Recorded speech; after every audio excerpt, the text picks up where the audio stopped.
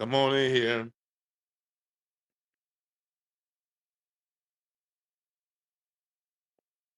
Uh, We're coming on in here. For those of you listening later on YouTube, we're gonna be talking about some music. What's the difference between good music and bad music? And let me start off by saying, Eve, I don't know if you got your co-host Cole's invite, but I'm gonna start off by saying this is on the heels of a Eve, let me know if you got your invite. Um, but this particular discussion is on the heels of a tweet that I put out a couple days ago that got a lot of reaction. And even if you can help find that, put the tweet in the jumbotron. It's a tweet that I put out. Screenshot is something Quincy Jones said about how when it's when you're used to an appetite of Ella Fitzgerald, Michael Jackson, Stevie Wonder, it's kind of hard to get into Lil Wayne. And it wasn't necessarily about exactly Lil Wayne, but more so what the sound of the post 2000s represent. And that's a very plastic sound that I'll get into that I've talked about before. Very is intentional that the sound got that plastic, but that's the popular sound. Doesn't mean there's a music was better then and worse now. It's still great music getting put out today, but a lot of the music of today, and when I say of today, really starting really in the 90s, the late 90s, post 96, but really got implemented in 2000s. The popular radio play stuff, a lot of it just wasn't good music.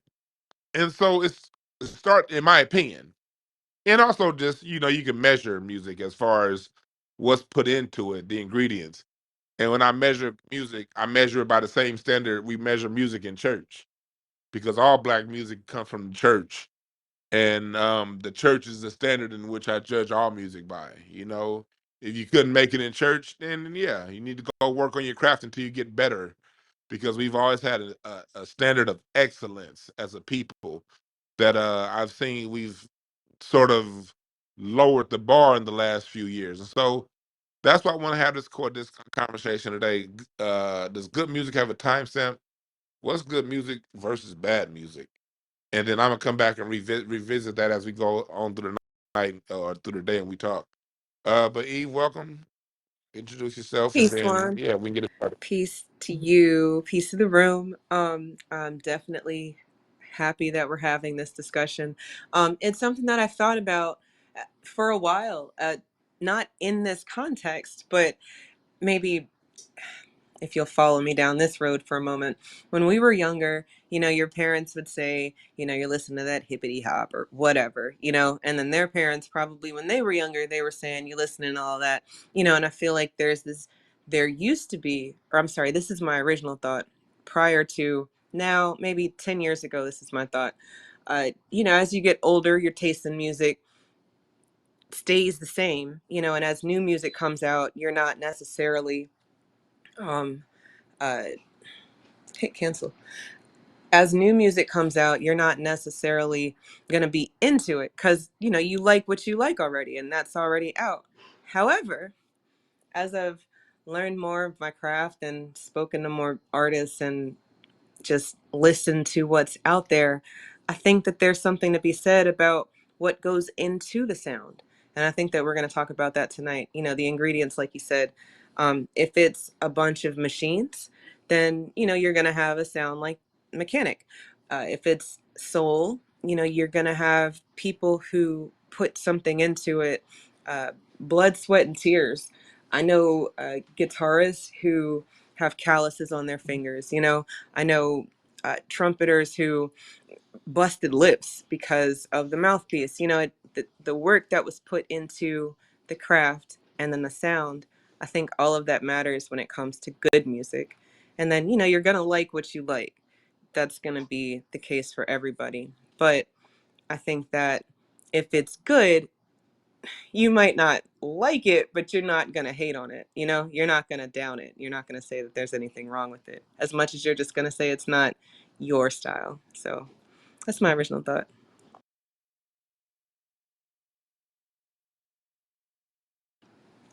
Oh, another thought I had, right? So with Lil Wayne, and actually, I think we were talking about this the other night.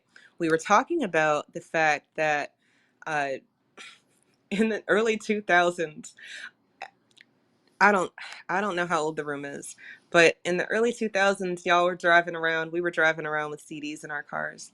We were we had divorced from the radio. I don't know if it was because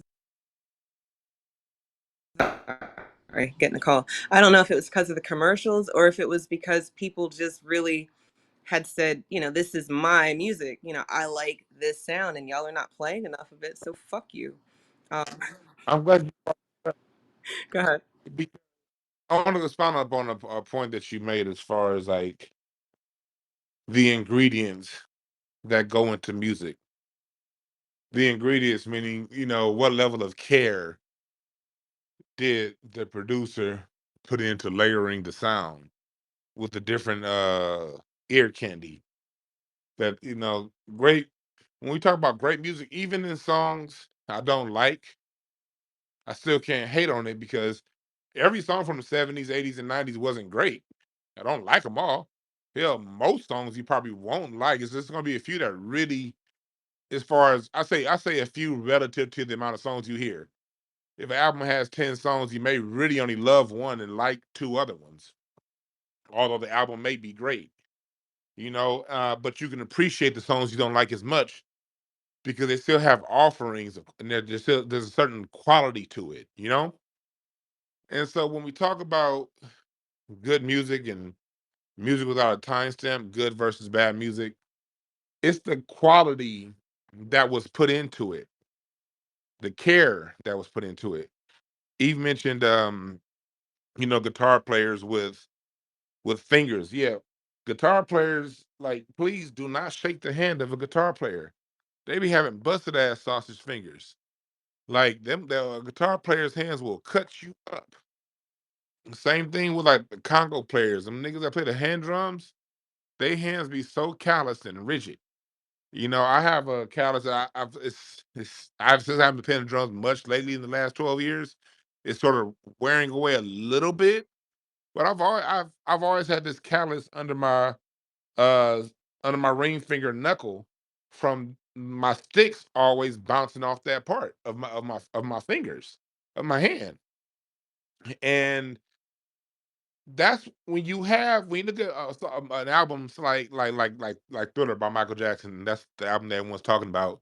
You notice on that documentary, they only focused on the music that the white musicians had some kind of play on. They didn't focus on "Lady in My Life," PYT, and that funky shit. If you notice that. But with that being aside, the musicians that was on Thriller and Off the Wall. You're talking about Joe Sample. I mean, that's the master of the keys, playing some of that stuff. George Duke on the keys, Louis Thunder Thumbs Johnson. You're talking about Wawa Watson on guitar. You're talking about a level of musicianship that went into that sound that made for the ingredients to it made for the ingredients to be an album that 40 years later still sounds like it just came out. So when we talk about like a lot of the music of the 2000s, question, are your kids listening to that? You may like it for the nostalgic reasons, but are your kids listening to it? Can they at least vibe with it? I'm pretty sure, because I've seen it myself with all the kids that I work with. They'll vibe out to Erica Badu, you know, they'll vibe out to what Jill Scott was offering and Anthony Hamilton, or they'll vibe out to Common, rappers like him, early Kanye West. But no, those are some people that made some thoughtful, thought provoking music. But when it comes to that pop sound of the early 2000s, it's kind of kind of hard to find the new generation fucking with it like that. And it's not because it wasn't great, good music, because the music conceptually was good on its own, but the ingredients suck. So I want to get some of you guys up here to talk and get your opinions. I see Twizzle down there, Miss G. Grab the mic, and I want to get some of you guys' opinion. And let's like I want to talk about like what's your ear tuned to, what's good music to you. And also I want to say, Miss G just shared with me a song that she made. I thought it was dope as hell. So I'm definitely gonna want her to come up and talk about it. And then because then we're going to get into what after she talks, we're going to get into how to make these ingredients better, how to improve it. It should come up later, but we're going to get into this stuff, what the ingredients of a song is, how to put it together, how it was put together, and what can we do moving forward to make sure we get that kind of a sound. But yeah, you up here, Missy. I want you to go first. I want you to first introduce the name of your song, put it in the Jumbotron if you can, and then talk to us about what your point of view on music. Hey, what's good, everybody? Happy, what is this, Friday? Hey, Eve, my sister. Yes, music, I love music, every bit of it.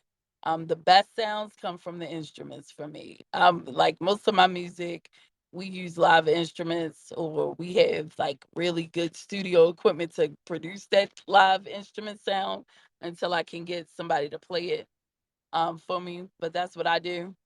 But most the best music is the one with live instruments, and I believe that the way of the sound that's getting ready to go now is going to be like a hip hop soul groove versus like the hip hop as it sounds on tracks. I think that's how things are going to go as far as that type of sound. And even with like the soul music, I think that's going to rise a lot more. So I feel soul actually getting its place again.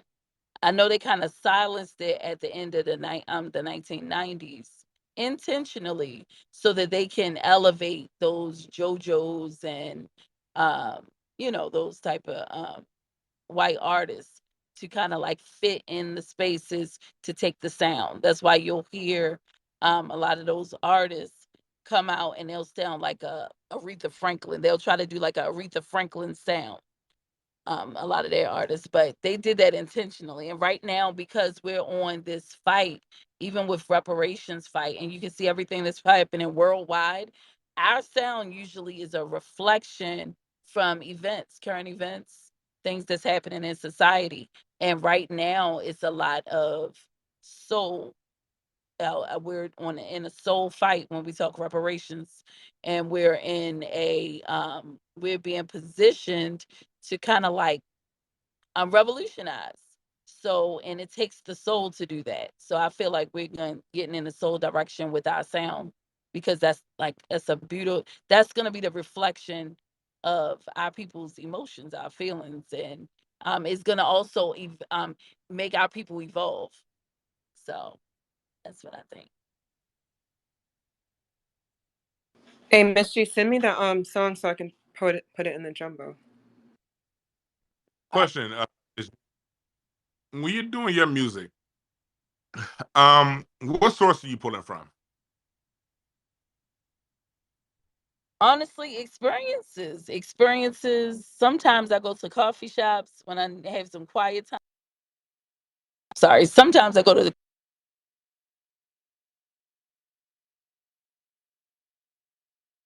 I'll enter on it. It turns into a song. Some out the studio, and my producer, he'll just start playing some music from something he's just feeling at that moment, and we'll say pause on that. And when our guitarist to come in, and he'll drop some stuff, and I just kind of start arranging them to make them play how I want to hear them, or like the drummer will come in and they'll start playing, and we just literally will make a whole song in a day. We come up with, every single time we go into the studio, we at least laid a skeleton for a song. But that's where it comes from, like most of the time, experiences and stuff like that. And that's what soul music is, experiences.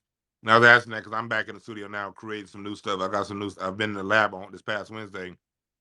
Got a whole new concept I'm working on, but that's a discussion for another day. Um, but Eve, I'm gonna kick it back to you. I think that's ill. I am very excited to see what Miss G's been working on. I too am of the mind that the best music is going to have to include some sort of instruments that somebody's playing. But I also know that there's a whole art in beat making and using the machine and that type of tool, and even using like synthesizer.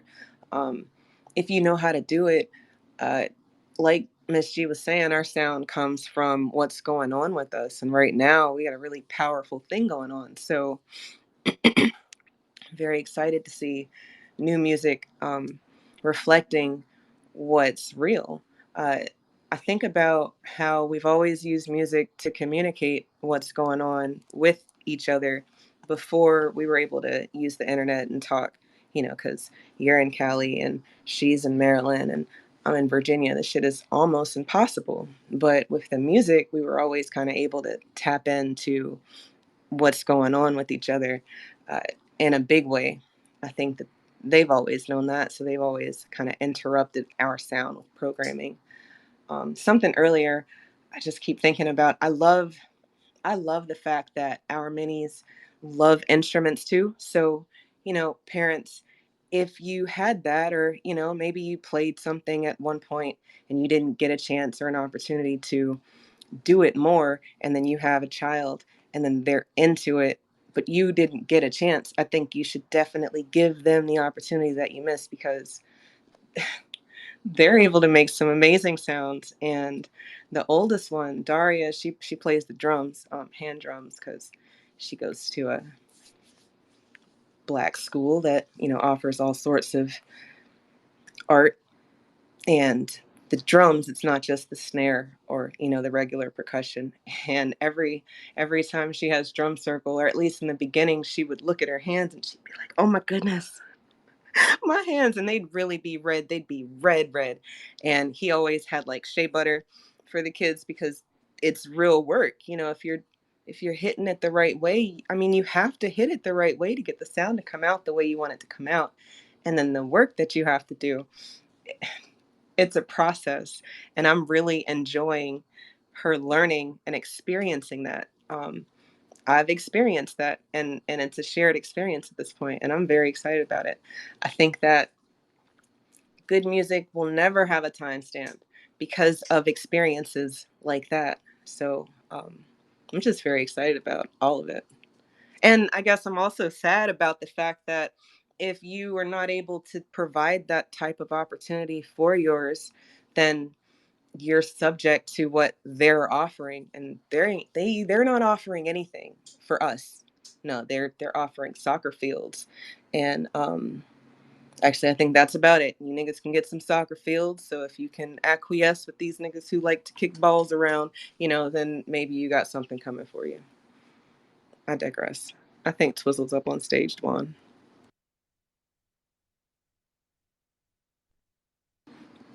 Dwan, you there? You want to kick it to Twizzle? Can you hear me? Oh, I can hear you. I just Oh, don't I know was if on mute. My Dwan's. bad. I was on mute. Yeah, kick it to Twizzle. My bad. DB, can you hear me? Yes, sir. We can hear you. Go ahead. Okay, for sure. This Twitter been tripping. Hey, DB, what's up, man? Hey, Just Steve. Hey, Miss G. How y'all doing on this Good Friday? Yeah, this music, one thing about our music is so unique. And me, my favorite instrument is the drums and the bass guitar because that's what my family will always, those are the instruments that my family always played. But I love our music for the simple fact, and I'm gonna say this, and I really don't care who disagree. The '60s and the '70s was the best music for the simple fact that's when we were some of the strongest. That's when we had the biggest unity, most conscious, and we was pro-black. And when you listen to music like The Temptations, when you listen to I Got Sunshine, you know what I'm saying? And then the other one, Oh, I Wish It Would Rain. When you listen to what they're talking about, that's our experience. You know what I mean? All that music had education in it. And like you said, we had hidden messages in it. Like music such as Everybody plays a fool sometimes. It's no exception to the rule. Those are real life experiences right there. You know what I'm saying? And that's how we express ourselves and get ourselves out there. You know, music is joy. And I don't know nobody that listens to music and be sad. Now, you know, there's some sad music out there, but you still find rhythm in it. And what makes us so unique to where only our rhythm can mix in with our sadness to make such beautiful R&B music. You know what I'm saying? I hate to say sadness in a negative way though, but you know that's what the blues is. Our hardships, our sufferings, like Marvin Gaye, "Mercy, Mercy Me." You know what I'm saying? When you listen to That that, song is literally playing right now. you Mercy know what I'm Me. saying? Yes, I that's our literally have it on experience. right You know now. what I'm saying? That is our experience. That's so unique to us and so genuine to us. That's what identifies us, you know, because only we could relate to that shit. All our music that we put out, like I say, even the Isley Brothers, when you play the Isley Brothers, the harvest for the world. You know what I'm saying? Even when you hear Stevie Wonder, Overjoyed, that's our music to where we could relate to because at certain times of our lives we were experiencing those conditions or being in those situations then. You know what I'm saying? So our music is so And Harvest unique for and the World just came on next. come on, man. I'm on The each one, song is teach literally one. on right now. Birds of a feather flock together, and great minds think alike. You don't have to drop my Yeah, mic there. You know what I'm saying? But yeah, man, music is timeless, yeah. brother. Music is timeless because I still listen to music in the '60s, bro. They And I gonna tell you play the it. truth, that's all I listen to. I listen to old school music, so you know, hey, I'm gonna land my plane there, man. You know, and here, cheers to y'all, man. Happy Friday, and you know, let's keep this shit popping, man. Shit, play some Yes, music sir. right Yes, now. sir, Twizzle. Yeah, no, but Twizzle, he made a good point as far as you know, this music, all the music, this I'm listening to, like a lot of this was made before I was born. And well, going back to the post where what originally started this Twitter space was that tweet that I put out about Lil Wayne's music. I want to go back to why I originally used him as an example. For me personally, being someone been a self-taught drummer and I played the music in church for 20 years and I left and but I could never leave it. I always come back, you know? And because it's like it's one of the things that's always in you. But being a true student of music, I'm always gonna listen to music. And if I can't get it here, I'm gonna go find somewhere to go get it. You know what I mean? And so when Lil Wayne came, Lil Wayne's always he's been around since the '90s. You know, the Hot Boys. I was never a big fan of the Hot Boys when they dropped. It was to me that was always like, eh. I saw Hot Boys. I was what 18 when the Hot Boys dropped. I was like, well, yeah, 18. I thought it was novelty music back then, as an 18-year-old. I was under no illusions. I was like, yeah, this ain't it, you know. But I'm not. I wasn't tripping because it was catchy because everything has a beat and everything has a certain catch to it. But I'm more so listening to the ingredients going into it, not as much the beat itself, because the beat itself is fire. But I was like, I just had this inner sense back then, like our music isn't gonna sustain itself if we keep using these false ingredients in our music. I didn't have the language back then for that. I just had a feeling for it. And then so when Lil Wayne got popular on his own, the Carter was at '03, '04, sometime around there. That's when I made a decision because I was holding out hope. Like radio hip hop was good in the '90s, early '90s, late '80s. I talked about this yesterday on my YouTube. How there was a time during the golden age of hip hop, '88 to '96, hip hop didn't have its own lane. It had to compete with R&B because the black listener, all of us who were around back then, you know what I'm talking about. If you niggas born after the 2000s, y'all don't understand. Y'all gotta sit back and listen to this part. But for the folks born in the early '80s and before, '80s and before, you knew that when the hip hop was at its height of creativity, artistic ability, it had to compete with R&B. You listen to Outkast and TLC. You listen to Escape and MC Light. You listen to Queen Latifah and Janet Jackson. Michael Jackson was still pumping out shit. We was pumping out a lot of dope ass music in the 90s. And when hip hop was at its best, it had to compete with that sound. So there was a certain richness in the sound of hip hop, especially during that time, 88 to 96. Originality. You couldn't sound like nobody else, you know? You wouldn't be taken seriously. You couldn't rhyme like nobody else. You couldn't dress like nobody else. You had to be you. And the competition made for great ingredients to go into the music. Everybody looking in to put out their own message, said in their own way. Yes, they had samples. Yes, it was programmed beats, but there was still a certain soul to it. You listen to Outkast. They didn't really sample too much, but they will have a mixture of live and machine. But it was still a certain soul to it. The layering when you listen to what the Dungeon family was doing. All them niggas in the Dungeon family. When you listen to what they was doing, the layering within the music, the substance. You can go back and listen to these songs 20, 30 years later and be like, yo, they did say that. The ingredients you're putting within your lyricism. In today's world, oftentimes people say, like, people's, again, fighting for Lil Wayne. And I have no issues with Lil Wayne. If you like him, I ain't got no issue. But when they're like, people talking about the wordplay, I'm like, okay, but out of the wordplay and the lyricism, what was the ultimate end to the lyrics? What was he saying? Like, what was the message of the lyricism? The same thing I asked a lot of Eminem fans. Okay, there's lyricism, but what's the message? What are we getting at? Is it just some words that sound good? Cool. But when our music was at its best, the lyricism had a point. It had a message. It had a thought. It had something that was going to make you look at society, look at how the world is run, and be like, huh. You know, when Ice Cube said, "Pretty soon there won't be no Ice Cube, just Vanilla Ice," and are we not experiencing that 20 years later, 30 years later? You know what I mean? There's always you said hip hop won't be so nice. No Ice Cube, just Vanilla Ice. Now, if I'm gonna talk about a bar, I'm gonna talk about a bar that said some shit, and then 20, 30 years later came to be goddamn true. You know? And so these are the things that go into the elements of good music. And to finish my point about Lil Wayne, when he got to the top in the mid 2000s, that's when I made an executive decision to be like, you know what? Maybe the radio ain't coming back. For us as a people, for all of us to accept this as popular. Now, everyone has their own thing. I'm not saying every artist has to have a message. Lord knows I love Rick Ross, and that's a fake ass nigga. The rapper Rick Ross, he got a fake ass name. You know what I mean? That motherfucker, he don't talk about shit in his music, but the way he ride them goddamn beats, I will play some rose. You know, don't be surprised, and don't even be. And I know I don't know information on him, but I've heard the rumors.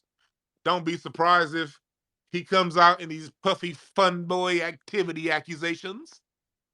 Don't be surprised if that comes out too. He's a fake fraud and a phony. But the motherfucker's music is dope, if you ask me. But he ain't talking about shit. Except for in that song 16. I love that song 16, but that's because of 3000 mostly. But it's okay. But and it's nothing, you like who you like. But when we start putting these people up at gold status within our music, and then talk about what's the quality of music versus non-quality, we got to be very, rigid with that process. We got to treat it like we treat it in the church. If it don't measure up, it don't fucking measure up. And at some point, I think we got so sensitive in this society to where we can't give our opinions and talk about things not meeting a standard because our music has gotten to the point, and Eve, I want you to talk on this, and you too, Miss Giselle. Our music has gotten to a point to where the standards have gotten lowered. And if you want to know my purpose, my point of view, and why I talk so hardy and the way I get down is because I believe our music should have a standard. And anything we hold, that's anybody we hold in our pantheon of greats, they should have to meet a certain standard. You know, Marvin Gaye, Michael Jackson, Ice Cube, Nas. These are all people at the height of their greatness. Stevie Wonder chose to write some music that was going to be a message of our times and about what we was going through. They did this right in their prime of what they do. They took time to give us a message.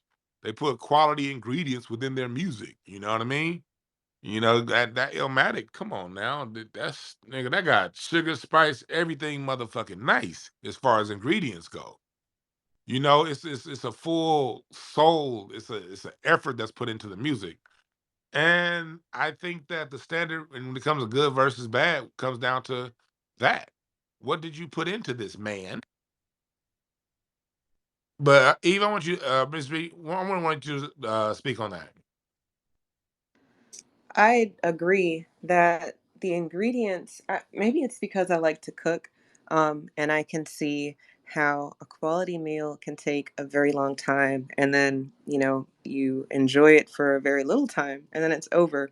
And I think that the same can go for music. You put all of this time into perfecting the sound, and it's only 3 minutes. Maybe it's 6 minutes, but it's definitely nowhere near the amount of time that you put into making and crafting, what it is that people end up hearing and loving. Um, I think that the reason that we've been so accepting of a lesser quality is because we know that we're not getting it how we used to.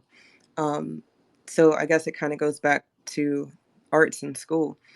I guess collectively as a people, we know that the art program is gone, but we don't want us to starve. Niggas gotta eat. So, some people are just like, oh, okay, if this is the music you're putting out, then okay, this is the music you're putting out.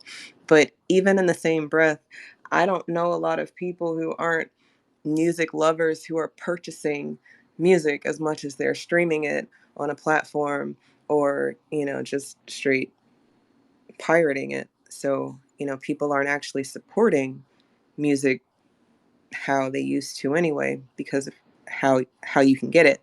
Um, we were talking about the quality of the music and the downloads.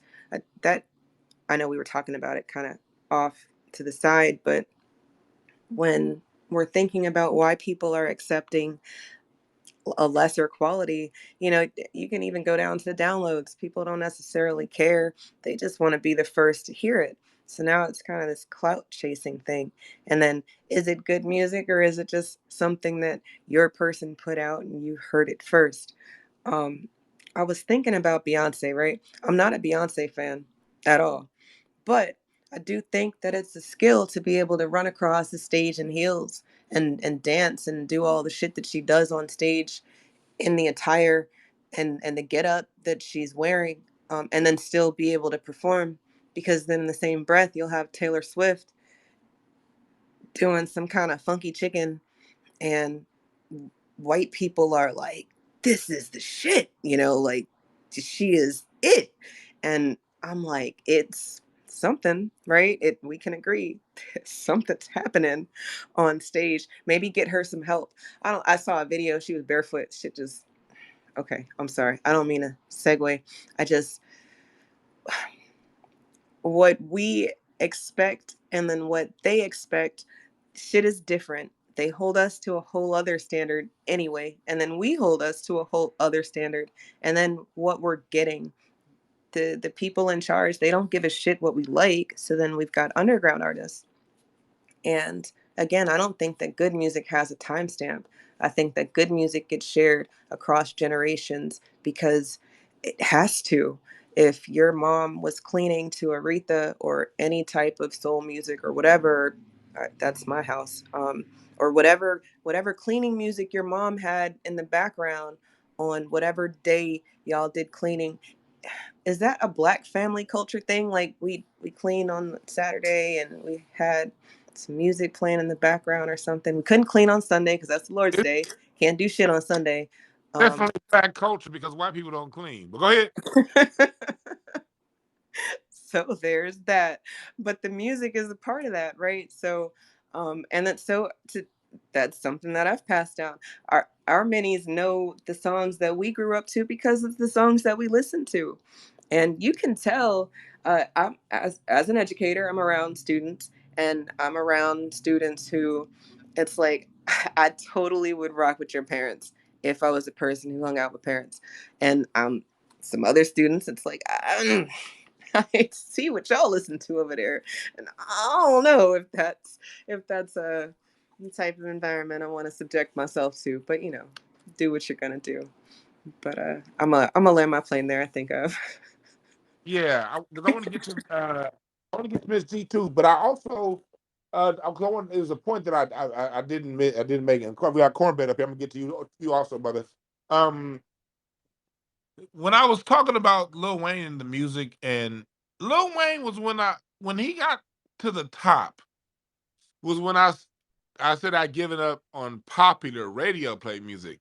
Never gave up on our music because we've always throughout that time through now make great music. I'm telling you right now, one of my favorite albums of the last 5 years is the Free Nationals. Uh Anderson Paak with T Nava and all them. That right there, my man J Mo, Jarris Mosey, he's always pumping. He just put out something new a couple weeks ago that I liked. Jasmine Sullivan, I mean Corey Henry. Talk about some soul music. Corey Henry got a song called 2 a.m. It came out last year. Um, Terrace Martin dropped, I think, 7 albums last year in 2023, and they were fucking great. From R&B to jazz. Um, I mean, so we still doing it. With good music is ever present. And when I read this year being the Eight of Hearts year, I think this is going to be another good year for music. I really feel that way. Like everything about this year feels like we're going to get good music. Like I said before, Miss Giselle, she just released a dope ass song that I like, and I was just thinking like, man, like we have when I was talking to Kelsey, Kelsey's the bass player for the Free Nationals, and the Free Nationals that's Anderson Paak's backing band, and we were talking about the song, and I'm gonna get to you, Miss G, because I know I kind of cut you off. I want to make this point real quick. Um, I was talking to Kelsey. We were talking about that song, "Reaching Too Much." About that, I got a goddamn tenant that's calling me. They don't want shit but to complain about the nigga that live next to him. I ain't got time for that. Anyway, um, when I was talking to Kelsey, the bass player from the Free Nationals, we were talking about the song "Reaching Too Much" by Anderson Paak. I think that's like my favorite song of the last decade. "Reaching Too Much" by Anderson Paak with uh, what's Hathaway's daughter? Y'all know what I'm talking about. Hathaway. I'm drawing a blank. Beautiful, like beautiful ass black woman. Y'all know what I'm talking about. Layla Hathaway. We were talking about that song, and it had some nice textured flaking with the string arrangement. Because I asked him specifically about the string arrangement. I was like, who wrote the string arrangement? He told me who wrote it, and he told me how they had just enough of a budget just to get a few strings in there. And what those three strings did, they did so much to the music, but it got me thinking about like texture. And I was listening to Miss G's music. Like when it comes to our music, it costs money to produce it on the highest level. That's not cheap to do. And even Anderson Paak, as great as his music is, as much as it sells, he didn't have the budget for a full orchestra to release that, to put that on the music. But he did have enough of a budget to put that flaking within the music, which changed the whole texture of the sound, which is probably going to make that song still just as funky, just as dope 60 years from now. So, Miss G, going into you and like with your sound, talk to us more about like you can take it wherever you want to take it, but I like your sound musically. Talk about that transformation, how you have it laid down on a track, and then from there, what would you take your music if you just had an unlimited budget like they did in the '70s with their music? Go ahead, Miss G. If I had an unlimited budget with my music, Or like I would Adele, be or like what they give the white people. But go ahead. where I would have a whole band. Like, and I was just talking about this because my son, he's a hip hop artist, and we're working on building him a band right now. So we're getting black youth who are musicians to play his band. It's hard to find and get organized. It's in the way that we're like visualizing for what he's doing with his music. For myself, like I would have a whole band. I would even like to do an orchestra. I like have an orchestra. Like I love all of that because instruments are so powerful. A lot of songs that most of my music has a lot of orchestra in it. You'll hear like I have some music that's blues style. I have some music that's jazz. The last song that we have is hip hop soul, and that's gonna be a hot I really believe that the hip hop soul is going to be a hot thing. And this year, I committed to dropping a track every month um, because I got a couple of projects just on a music side that's in the works. And for me, I, I, a lot of the music is going to be it's going to be tracked where we built it in the studio, but everything is original sounds. Everything is original sounds, and we're gonna have a lot of instruments. So, and it is very expensive. I have to literally, like my studio sessions, I pay for that out of pocket. That's expensive. I pay for a producer when I'm making arrangements. Thank God I'm good at doing backgrounds and arrangements because I do a lot of my own arrangements, honestly. And then others, I get producers that'll come in and they'll help with doing that. But I gotta pay those producers too for the studio session.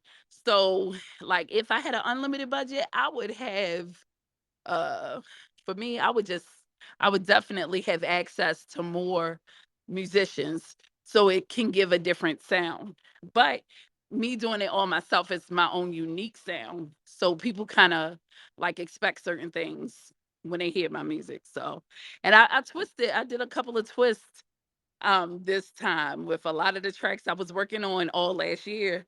And y'all will hear it throughout the year. The song that we released, I actually had the music in my head. So what I do, I go in the studio and a producer, I'm like, look, this is what I'm hearing. So I'll play a couple of chords on the piano and then I'll get them to come and kind of like expand on that because I'm no pianist. So they'll come out and they'll expand and then they'll kind of take the music where I want it to go. But I usually don't stop until like that part is done. And I write most of the time when we're going through it. But arrangements, I'll start doing arrangements as I'm building the song, building out the track. But So here's something I was thinking about. yeah, When music was done, I'm gonna get to you, cornbread.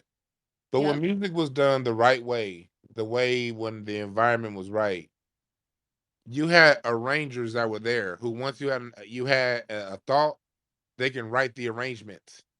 And then you had a composer who can put those arrangements together into a song and compose them into a song. And then you had a producer that was there who took the arrangements and the compositions and then the musical compositions and then synchronize that and attach that to your vocals and you had these two, three or four this team of professional musicians that could assist you with your music. That's what the process was like in the 60s and the 70s. You got to understand. When I was interviewing Mr. Carmichael, my father-in-law, he went to LA Conservatory. It's I look sometimes I look at people, look a lot of people putting out music, and it's amazing that you're still able to put out good music because without the training that they had. Back in the 60s, the civil rights movement, a lot of money got put back into the economy. So people who were serious about music can go enroll in a conservatory and learn how to compose, learn how to take something what they hear and write it down on paper. See, a good song is going to have a team of 10 people on it. And we're not even talking about the musicians yet. We're talking about from one the 2 or 3 people that helped you write the song because there's always ways it can be spiced up. So somebody else is gonna jump in and put a lyric here, put a lyric there. Then you're gonna have your arranger, composer, then producer, and then you're gonna have your maybe co-producer that have their uh input on the vocal side, and the other producer who has his input on the music side, and it becomes this full-on team effort. So the creatives like you can go ahead and go about getting your next song put out, and you work on the next song, and then come back to when those professionals put everything together, and then you give your final okay to what these geniuses put together, and then it's going to be delivered to genius musicians like James Jamerson and so on and so forth to deliver the sound. And if the sound isn't right, they're going to keep cycling through drummers, keep cycling through bass players. Um, Mr. Carmichael told me when he did All Night Long, he cycled through like 3 or 4 different drummers because the drums wasn't right. He cycled through. I think he said it took him like 6 different bass players, 6 or 7 different bass players to finally get the sound that was going to mesh and bring everything together. It's a lot that goes into it. So that's why I was going to. That's why I want you to talk about that part, Miss G, about what would you do with it, because there was a time when we had our music systems in place, and I say this because we can get back to this through our record labels. We just can't accept the bullshit people like Puffy had to deliver to us. We have to accept a higher standard, and these systems are already in place for those if but for those who do want to go through the record label, because those systems are in place with Adele. Those systems are in place with Sam Smith. Those systems are in place with whoever they want to put out. But when it comes to us, you have artists like Miss G that got to do every goddamn thing and then still pay for it. And that right there is why there's a lessening of the overall quality of our music. Not because our current artists aren't great.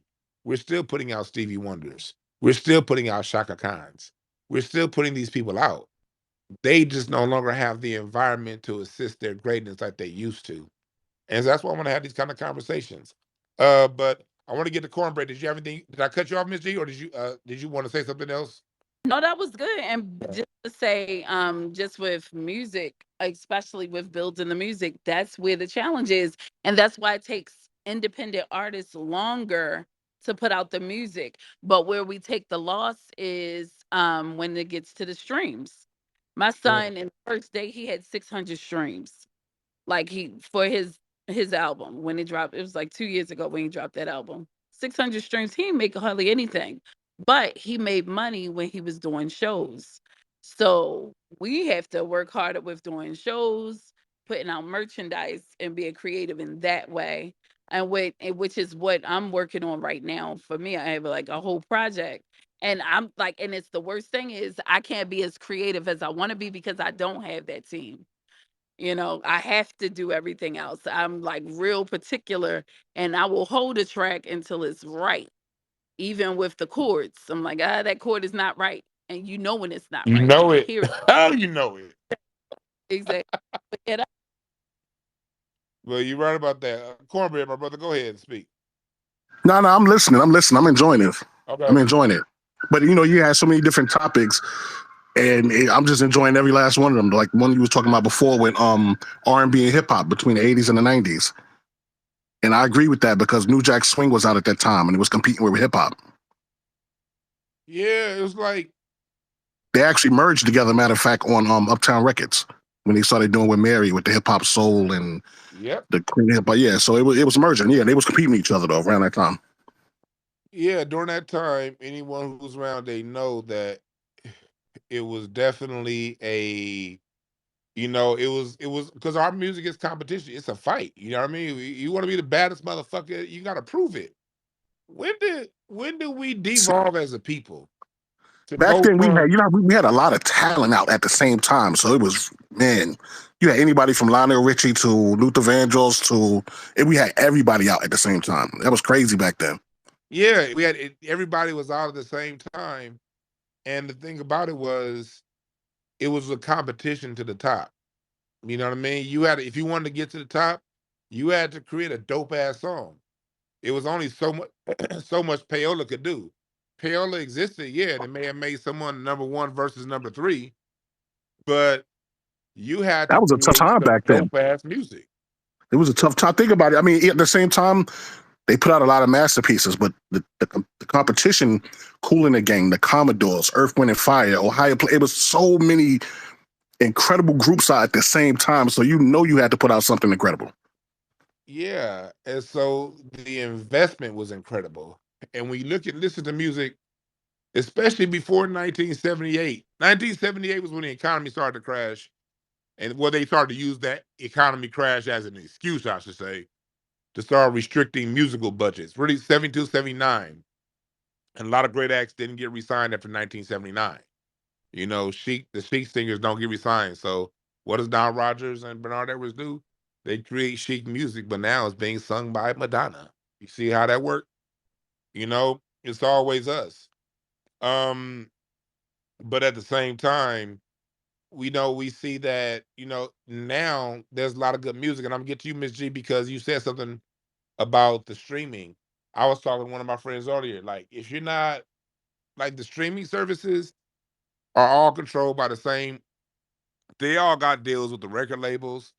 They all got deals with the publishing companies. They're all in this bed together. And if you're not part of the team, your numbers are not gonna go. They're not gonna push your shit. And that's why something new's coming. There's justice to coming. There's a new week, because as people, one thing about us, goddamn it, every time they tighten the shit to the point where they think they got us by the balls, we create a whoomp and a whamp and a boom and a bamp and it's on and cracking again. You dig? That's how we get down. And so that wrinkle is here. And so, with the streaming, on one hand, we as listeners, we can't for this, and I'm gonna get to you, Ms. G, but to educate us as listeners, we can't listen to somebody's music and say, "Hey, that only has 2,000 streams. It must not be good." No, it's maybe that might be some of the best fucking music you're ever gonna hear in your goddamn life, and that's part of the reason why it doesn't have 200,000, 300,000, 300 million streams. You know what I mean? Those numbers, it's people that got their thumbs on the nails when it comes to their thumbs on the scales when it comes to that kind of shit, man. We as listeners got to be educated enough to know that when we hear a good song, we gotta fucks with it. We gotta share it on Twitter and be like, "Hey, man, this shit dope than the motherfucker," and through word of mouth. You know what I mean? Through the grapevine, like we used to do. But you got your hand back up, Miss G. Go ahead. Yeah, I just wanted to say, like with this song this week, we got 10,000 streams. We're a little over 10,000 streams this week, and we got a lot. Like we got a lot of shows that we'll be doing. Back up this, gonna get it. It does take a lot of promoting. I know I don't really do like mostly talking about what we do, repair and reparations, reparative justice and stuff.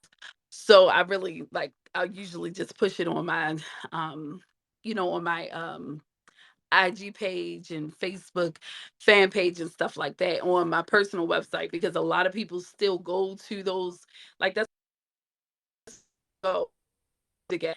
So hopefully like these streams, the way I'm doing it this time, because we got a lot of shows coming up this year, we'll be able to do that and add some sales to it where we can actually earn from the work this time more than putting out more than what you get back.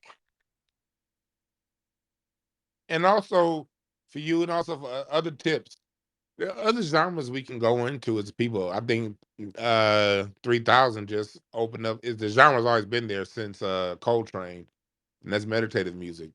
Coltrane, John Coltrane, and his wife Alice Coltrane. Oh my God, that is goddess herself, Alice Coltrane.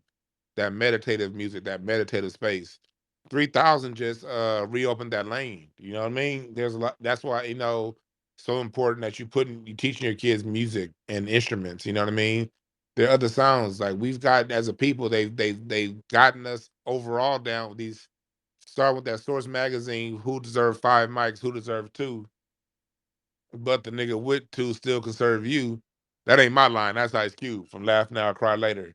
But that conversation about who got the most mics, or who's top 10, it's devolved us into this one genre, totally headspace style music conversation when music is truly a spiritual experience. You dig what I'm saying? And we've gotten totally out of that. But like all things, when they get out of whack, it just warps back to one. And that's what the philosophy of one was by George Clinton. Everything got to come back to one. And I feel that we're coming back to one right now. And I think it's necessary that we did go through this bullshit, because sometimes you don't know you got something good until you lose it. And I think we listen to music of the 70s, 80s, and 90s. You really hear really 70s and 80s, 70s, 60s and 70s is the greatest era of music, if you ask me, 60s and 70s. But when you listen to the devolvement, you see an evolution of music, in recorded music, because there's music was been going around since way before that. But the recording music industry really popped off in the 20s. So from the 20s through the 70s, you see an evolution from 1920 to 1979. And then from 1980 on back, from 1980 to 85, sort of plateaus. And then from 85 on back, the quality of music and that we had started going down, down, down, down, down to where it is now. But like they are, like all things, sometimes you gotta lose it to appreciate it.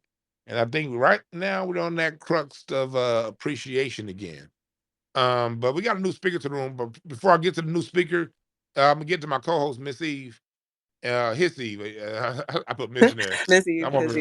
I'm high right now. I gotta blunt my mouth, and so yeah, my bad. You reset the maybe room it for the needs to be speaker. Mrs. Eve. All right, that might be Yeah, better. Um, yeah. peace to the room again. To the room. Share the space. Unless y'all are scared, because we're talking about your favorites and you really liked Lollipop, like that was your shit, or what's that? Weed, that Miss Officer song? Yeah, maybe that was your shit. I don't know. But if it wasn't, or if it was, share the space anyway so we can have this conversation about if good music has a timestamp. I think the conversation so far has been fruitful. I hope that you've checked out what Miss Giselle threw up in the jumbo. We have to support our music. And like Dwan said, just because it's got 2,000 listens, just because it doesn't have a lot of streams, does not mean that it's not hot. It just means that it's missing you. And really, they know that we look at numbers. They know that we're a very analytical people and we don't have time. So a lot of times we're looking at the numbers to see if it's even going to be a waste of our time. So just know that they know. So we have to try to twerk the algorithm, really. And if you know that, then maybe you'll do that. To anybody who wants to speak, don't soapbox because we will take the mic from you. But to the person with your hand up, DJ Big A, welcome to the stage. You're a Cowboys fan. I guess I'm not really a football fan no more, so let me stop. What's up? What's up with you, man? What's up with y'all, man? Family, what's happening? I just want to answer the question of the room for sure. Do good music have a time step? I say hell no. I tell people this all the time. Music is supposed to be timeless. You know what I'm saying? Like you know how you listen to a song and it take you back to where you remember. Hey, I remember I got a whooping this day for doing this, or I remember we were doing this. You know, it's supposed to be some of that. But I think now all the music sound the same because you got people who just they not in it for to make good music. Back then they did it because they loved it. That's what they love. They love making music. They all want to sound different. Now everybody just sound the same. You know what I mean? And another thing is too, I hear it even on this app. Like, look, I've been DJing since I was like 14, 15 years old, right? They'd be like, "Oh, you a failed DJ." First of all, every DJ is not a famous DJ or a celebrity, bro. That's just not how it works. That's not how DJing works. Okay. And we was the first line of defense when it came to music. We broke the fucking music.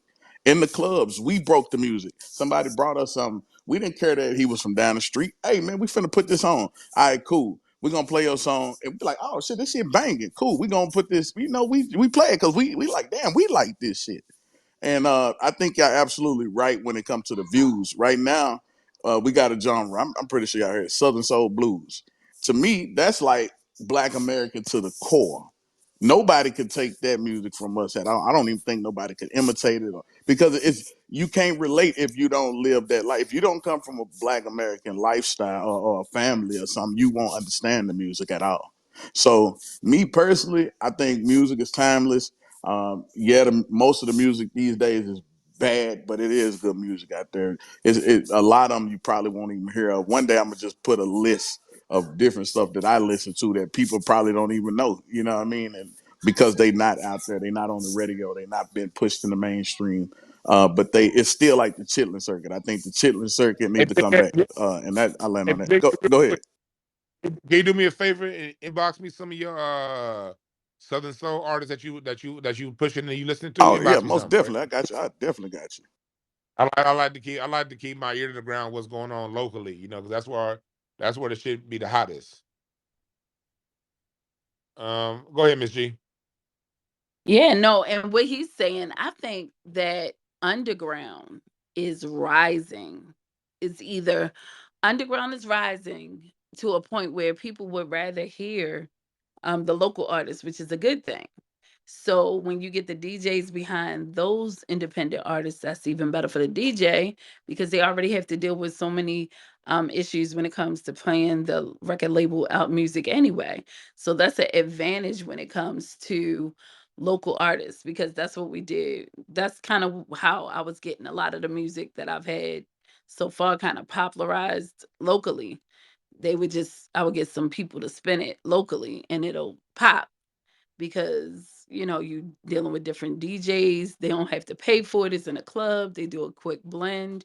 You pass them the tracks and they kind of blend it in. So that is really a good thing. But I think we can start something like new where, back in the day they used to have hip hop night on the radio where you would listen to or rap attack night because rap wasn't played every day on the radio. So we kind of have to, I don't think we should slide our independent artists in that way, but I think we should take that model and use it on an independent level and start evolving these independent artists. Because just like me and Dewan, we've been talking about some stuff just on the back end, and you know what I was talking about with the others, with the other stuff. If we can get those artists in and start circulating them across the country, we will create our own economy for these artists. They will be independent from a record label, and social media is our media sources. We have independent magazine companies. We don't need these established things anymore. It's an illusion that we need it. We can override all of them. We can do our own websites, we can sell our own music, we can sell our own merchandise. What comes in is the support. So I think with us breaking in this year, I think we can commit on a music side to kind of support those local artists, just like what Dewan just did with Big A. So I think that's going to be the direction that we have to go into. It was something else that Cornbread said that I wanted to speak to because that's why I raised my hand. Like he said something really powerful, and I want to put it out there, but I don't remember, so I'm going to shut up. And then Was what? it about when he said, I saw when your hand went up, was it about when he was talking about that it was competition? The competition was real fierce and we Oh had all yes, these yes, greats yes. out at the same time. If you in your mind, this is why she's a master. Guys, if you don't got your kids in our school, I don't know what you're doing. But real talk, yes, the competition. So let me tell you, with that music, the reason why I was popping so powerfully is because when we like musicians or creators, if you're a creative artist, like you love it. So you kind of can go in and be whoever you are in that music. And that's how you can drop all of that good music. Like Mary J. Blige, they was talking about her pain. Everybody said, put that pain in the music. And that's when comes to the experiences. So some of the experiences people were relating to more than others. But regardless, it was good music because we were speaking the truth from our experiences. We were really the true reflection of our communities. That's why the music today doesn't last beyond 3 months If you listen to the television, the music that they play on the television, they gotta tap into our old R&B and soul music to get anybody's attention, a person's anything, and that's for a reason. And those people, Dwan has talked about that in a whole lot of other spaces. Those people were going through things when they was making that music, and you caught that emotion. Our people have the ability to attach our emotions into a sound, and other people can feel those emotions. That's a science that everybody can't do that. So I think it's a huge thing when even when Lil Wayne, I think lyrically he's gifted when it comes to rhyming. It's like saying red fish, blue fish, one fish, two fish, right? He just does it better than most. But when it comes to like just actual content, people are rocking with Rod Wave, and the people rock with what Rod Wave them because it's like he's speaking to them. Most of these black men that I hear listening to Rod Wave, including my sons, they like, "Ma, can you feel this in this music?" He's now attaching experiences into the music, so people are looking for those feelings again, and they can't neutralize us with weed. The pills don't work. People that didn't last too long in our communities. The pills neutralize people to get to this ratchet point in music. Keep in mind, every time they pull out a certain lower level of music, they gotta dumb us down spiritually. So they give us a drug in our community. Pay attention. I'm gonna repeat that. Every time they want to dumb us down when it comes to our music or lower our vibrations, they have to add a drug to it, something to like lower our standards. So now when you Yeah, listen to the I music, click on that right there. You just, yeah, yeah. Because you know who I was about to talk about next? Finish your point. Go ahead. no, I just haven't seen a point when it didn't. And that's now they're trying to do all of this stuff with weed. They getting everybody a weed card because they know they can use that weed to control us whenever they need to add something to it. They're like, hey, add a little bit of this, pump up the volume here because we about to do this to their vibrations. We're gonna keep them low. Because when you listen to music right now in your car, you can have a music that'll change your whole emotion, and or you can have something that'll make you want to go out and bang somebody. And that's the power of this sound. Dwan, can I insert real quick? Go ahead. Go ahead. Don't let me forget the point, but go ahead. I hope it doesn't make you forget the point. Um, a lot of the music, the students that I used to teach, they were feeling the music, the drug culture music, and I think it's because that was the only music that they were able to be exposed to that had any sort of feeling. It was all some real depressive shit, but I don't know. It's like that was all that they were getting. It was force fed to them. This Eh, I'm depressive ass drug culture. I'm glad you made that point first, Eve. I'm glad you spoke first because now it's gonna tie in what I was gonna say. Because drug culture has always been a part of our music. Let's not get it twisted. Let's not get it twisted. Going back to Memphis Slim, going back to Muddy Waters, you know, Ray Charles, Let's Get High, you know, and he was talking about getting wet on that shirt on that heroin. You know, here's the difference. The difference is there was once a diversity. So those who were into the drug scene, because drug scenes are always going to be around, we Americans, 16.5% of the population is going to be on drugs, regardless of race. Black, white folks are a little higher than everyone else, but on par, 16.5% of the population is going to be on drugs across racial race. So they need music too, you know, and nothing wrong with that. I am more so looking at how society and who society is elevating to the top and who we're allowing them to put up to push for us because we used to speak for ourselves musically. When the whole drug culture thing came in, what you're talking about, Eve, and what you're talking about, Miss Giselle, as far as the drugs, every time they want to they introduce new sound, they introduce new drugs. Remember from the lean, and all that shit. Lil Wayne goddamn died 10 years ago. Do y'all remember that shit? TMZ was reporting that nigga was dead. That's facts. That's And real talk. And he looks so still dead, crunchy esque. But go ahead. bullshit ass, they push it on us. The difference is that's what they push. There's no diversity in the sound. So what about the party music? You know what I mean? What about the people? What about the love music? See, one issue that is left is they've taken the love out of the music. That's the biggest thing. When you over highlight the drugs and you remove the love.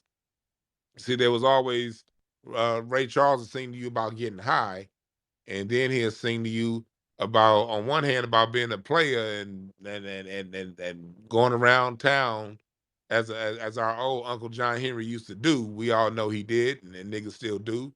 And then the next song will be about falling completely smitten in love, and you're ready to get rid of all them other chicks to be with her. You know, we lost that tenderness, and it's within the loss of the tenderness within the music and the over indulgence of the drug culture is when things got bad. Going back to what I was saying, why when Lil Wayne is what pushed me away from top pop music. When I saw that one, we accepted, lyricism. When going back to what Mr. Zell said, anybody can say red fish, blue fish. The difference in what made someone great or not is what are you going to use that ability for? The reason why Shakespeare and his stories, whether or not you believe it's him, is beyond the fucking point for the people that like being hella technical. But the reason why his bullshit ass stories still stay around is because they all taught lessons. The reason why the Bible is still around, whether you like it or not, think it's bullshit, them parables teach lessons. Now, you can choose to ignore the lessons and say it's a bunch of nonsense, or you can religify it and use it as a sword to judge other people by it and not learn a lesson from it. But it's still lessons involved, and those lessons are why we continue to go back to these things. Lessons are why we go into people who like reading The Art of War and that 48 Laws of Power bullshit. Not my cup of tea, but I've read it only because I know a lot of you low vibrational ass niggas think y'all gonna manipulate somebody through them bullshit ass books.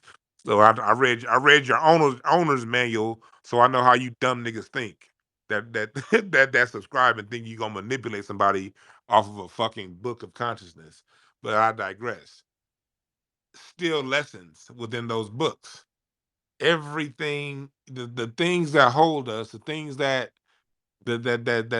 down through generations is the lessons. How do you use your talent? You're never gonna hear me say Lil Wayne ain't got no talent. Has anybody ever heard me say that? I said the quality of the music was trash. I ain't say he ain't have talent. Just like you'll never hear me say Jay-Z don't have talent. Jay-Z is supremely talented. He just uses his talent on for some bullshit. And he take too many other people's music. But I digress. When it comes down to I don't look at do you have the sword. I look at how you use the sword. Because us as black people, we're supremely talented. And deep good talent in our community honestly kind of does. I won't say it comes a dime a dozen, but it comes. I would say it comes at maybe $10 a dozen. It ain't gonna, maybe $100 a dozen. Take a little bit out your pocket, but we all got it. You dig what I'm saying? So our talent goes deep. Like if you notice, even the conversations that we're having, listen to the conversations that we're having. For every radio rapper that we're talking about, there's somebody underground that most of us think is better. That just goes to show you. And that also goes to my other point I was about to make, which may sound juxtaposed with what I just said. One of my favorite all-time artists that I love the most for what he does, and I think he's supremely underrated for what he does for us musically, and he gets associated with junk culture only, even though he's more than that. Snoop. Snoop D-O-double-G, Boss Dog. Niggas don't like Snoop. I think he gets unfairly criticized because yes, he does talk about weed. I personally don't think that's a bad thing. I smoke weed every goddamn day, and it ain't ever hurt me.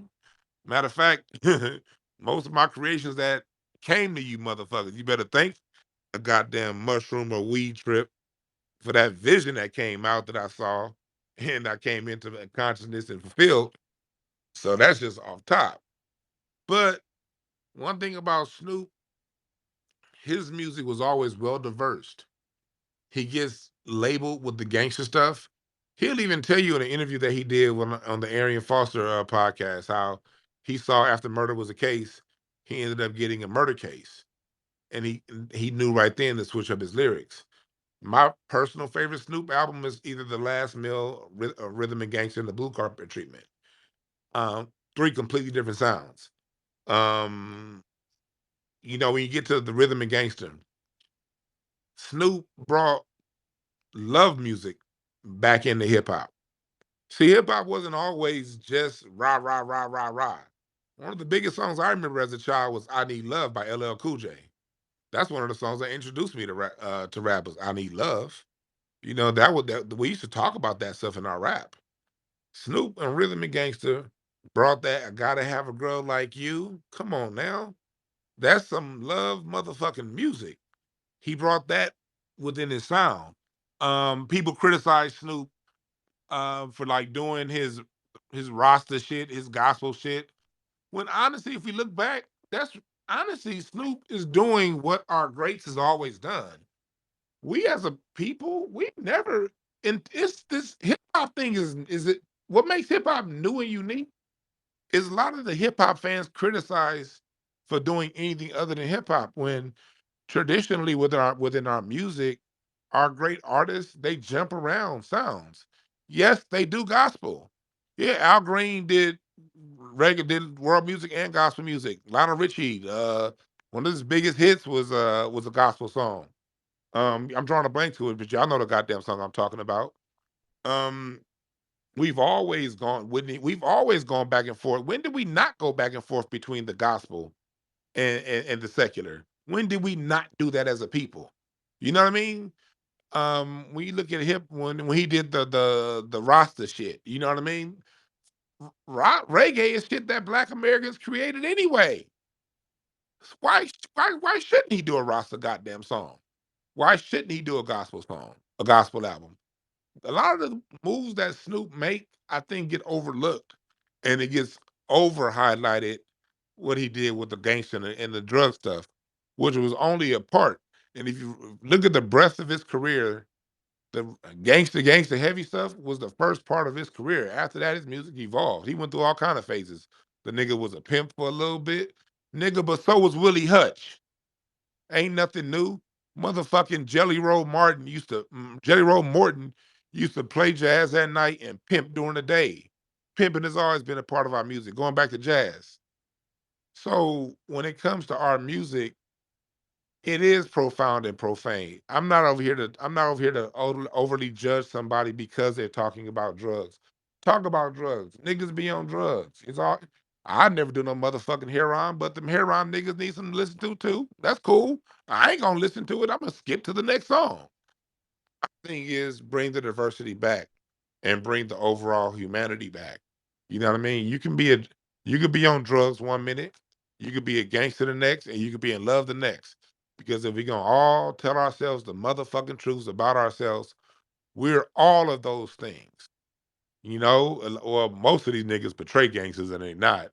But let something happen in some area of your life that you value the most, you'll turn gangster. If someone does something to you or your own, you know what I mean? That's an aspect of us.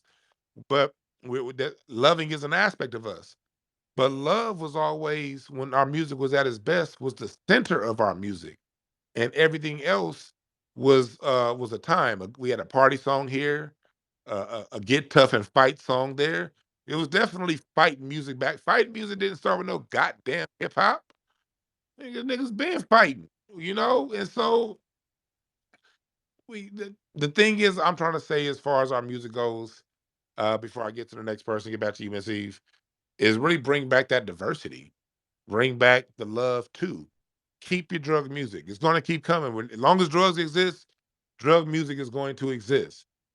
But when you tell me, and we as a people start pushing to the top artists who that's all they push them, they didn't really push like nothing to bring people together. They didn't jump around.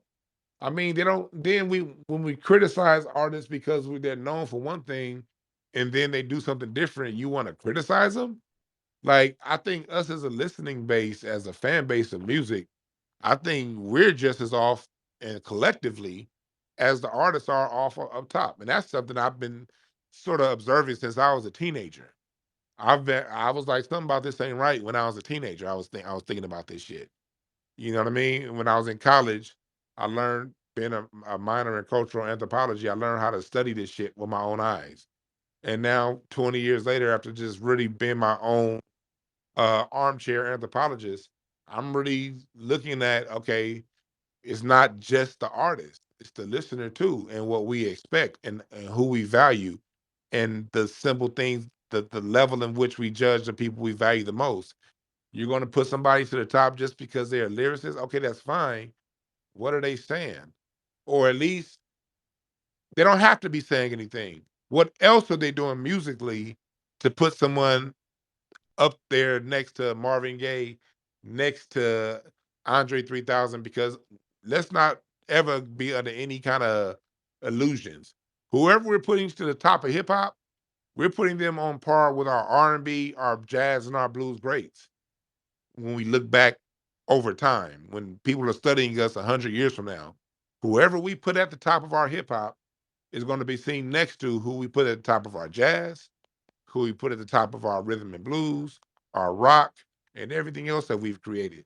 So we got to be very cautious about who we elevate and the message that they put out there, or at least the overall breadth of their career. Maybe the message may not have been the thing for them, but maybe they gave us these other aspects. They introduced new wrinkles within the sound. They created a different sound. It has to be more of a discussion than someone was just a dope rhyme pattern person, because that simple ass argument is what allows people to get away with Eminem getting pushed to the top. We got to be very cautious about that. But that was a monologue. But go ahead, Miss Eva. Whoever's next. No, that's real. And to the room, I think that you will appreciate the times where Dwan decides to soliloquy. I think it's necessary. You've got so much information to share, and these spaces are so short. So I think you should do that anytime the spirit speaks to you to do that. We have two new speakers on stage. We got Sister Miriam, and then Jelly has her hand up. I don't know if Miss G has a final thought, but you definitely stay on stage, Miss G, because I know we've been kicking it back and forth. I don't have anything new right now. Miriam, you wanna go first? Sure, thank you, and good evening to your brother Dewan B and Sister Eve and Sister Giselle. Definitely. Oh, this space is so awesome. I was out and about shopping, of course, but I was like, you know what? I'm missing a space. So as soon as I tuned in, just fall in step in line with the things that are being said. Definitely, we are a very eclectic um, musically, and even our experience are very eclectic, but yet we share a common ground.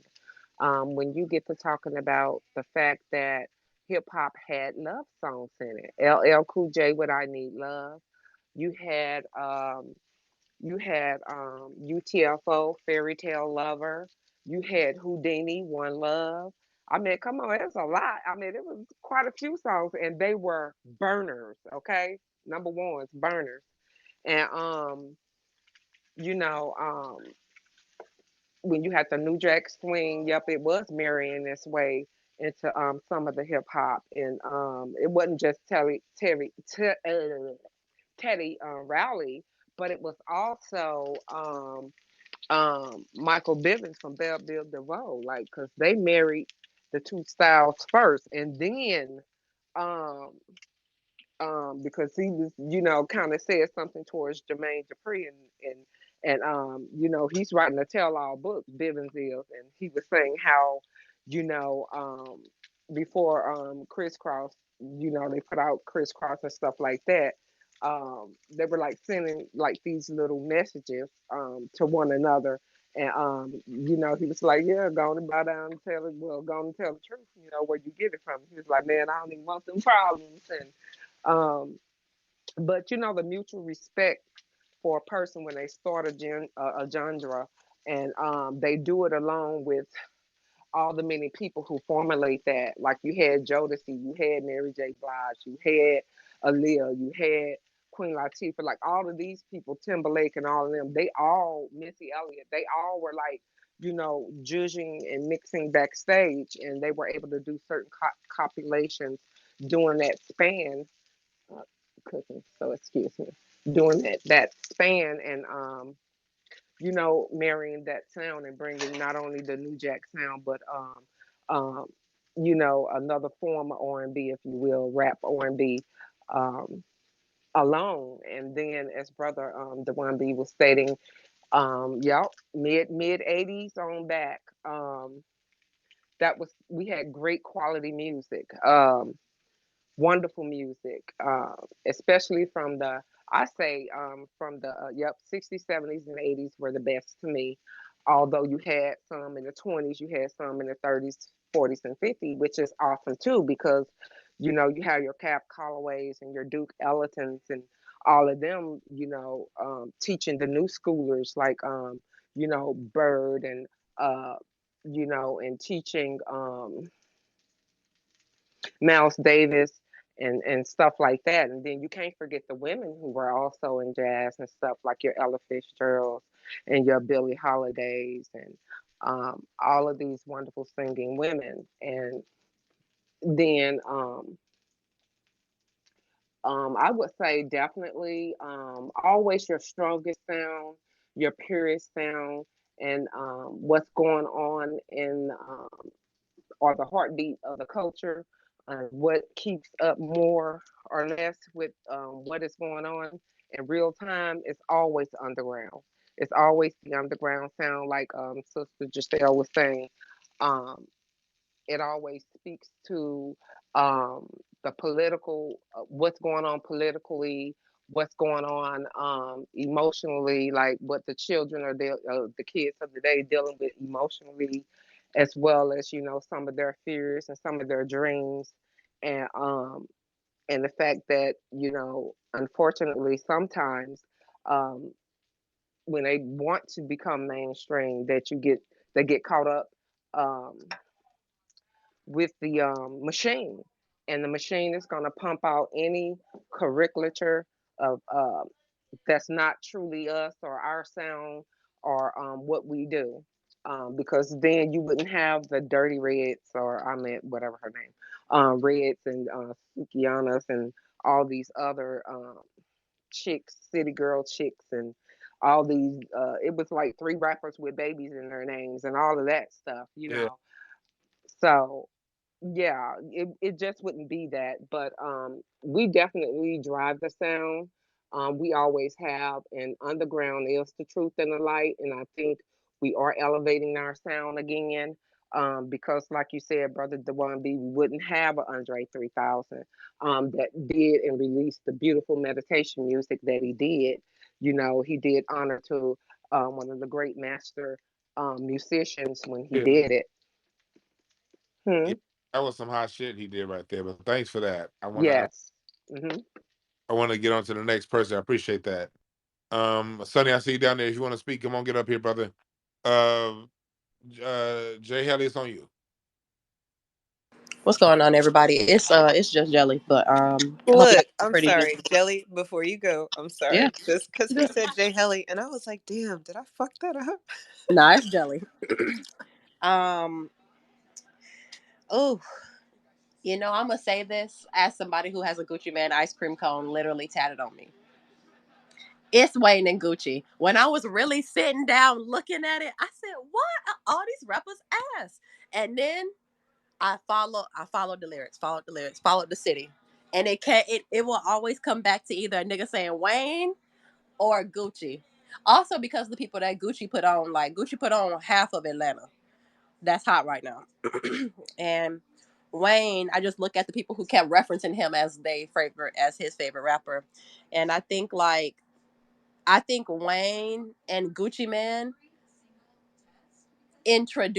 not introduced, but popularized an A B C D A B poem into rap, because they're very, very simple, but they say something. It's very simple lyrics, and I think sort of that dumbed down simplicity of stuff. Like, I'm not gonna sit here and lie and make it seem like I never heard Lil Wayne kill something, because I have. But I think overall, um I think that a lot of them songs didn't stand the test of time, y'all. A lot of them mixtapes. I went back and listened to Wilt Chamberlain 6 by Gucci, and that was some ass. I didn't know that was ass like that. I was thinking that, when it came, I was like, this is hard. These niggas on it. This is hard. And then I listened to it again. I said, wow, this was not it. And it's okay. Yeah, It's okay. I am the best rapper. I am the best rapper. Um, Nigga, no. yeah. But Joey, I to removed kind of him. I'm land it, sorry. to kind of land it here without saying the same thing, I do think that good music does not have a timestamp, because every time I listen to there will never be a time where I listen to a Hutchinson song and it is not fantastically done. It was good when I was 10, and it's good when I'm 26. It's great. And I think it is because I think it's one, because people played instruments. People don't play instruments like that in music anymore. I'm not a producer, but I know y'all probably be tired of niggas that don't play no instruments, wanting 85 things in the song. But that, and like, the originality of it, people challenge themselves. They put together pieces of art. I feel like I hear a lot of songs now. Yeah, I'm gonna land that there. I appreciate you bringing up that point about the format that they brought in, because it was a more simplified format that he brought in. And but you're right. That's you brought up a point that I hadn't got to yet, as far as like how the music sounds now. Those mixtapes that he was putting out, how they sound now, they don't sound like shit. They just don't. They don't sound like shit. Um, but again, not that I think Lil Wayne is great, and I'm not gonna act like he hasn't done but had dropped bars either. My favorite lines from was Hollywood Divorce, the song he did with Outkast. It was a song with Snoop, Lil Wayne, and Outkast on the Idlewild soundtrack. And when he talked about on that song, when the hurricane came to his Katrina home, all he got was was something in the damn country song. This whole country wrong. Can't think of the lyric right now because I ain't heard the song in a while. But one of my favorite lines from him. He has I think that's why I do the same reason why like I same way, the same scale I judge someone like a Jay-Z on or LeBron. I'm not judging you because you suck. I'm bringing it up because you do have it and it comes out. But what you gave us wasn't that. What you gave us was this bullshit mostly. And that's fine. You have to make your money. I understand, being on the Birdman, being with the sound of the 2000s, and it was the thousands that time was all about preaching nonsense and bullshit.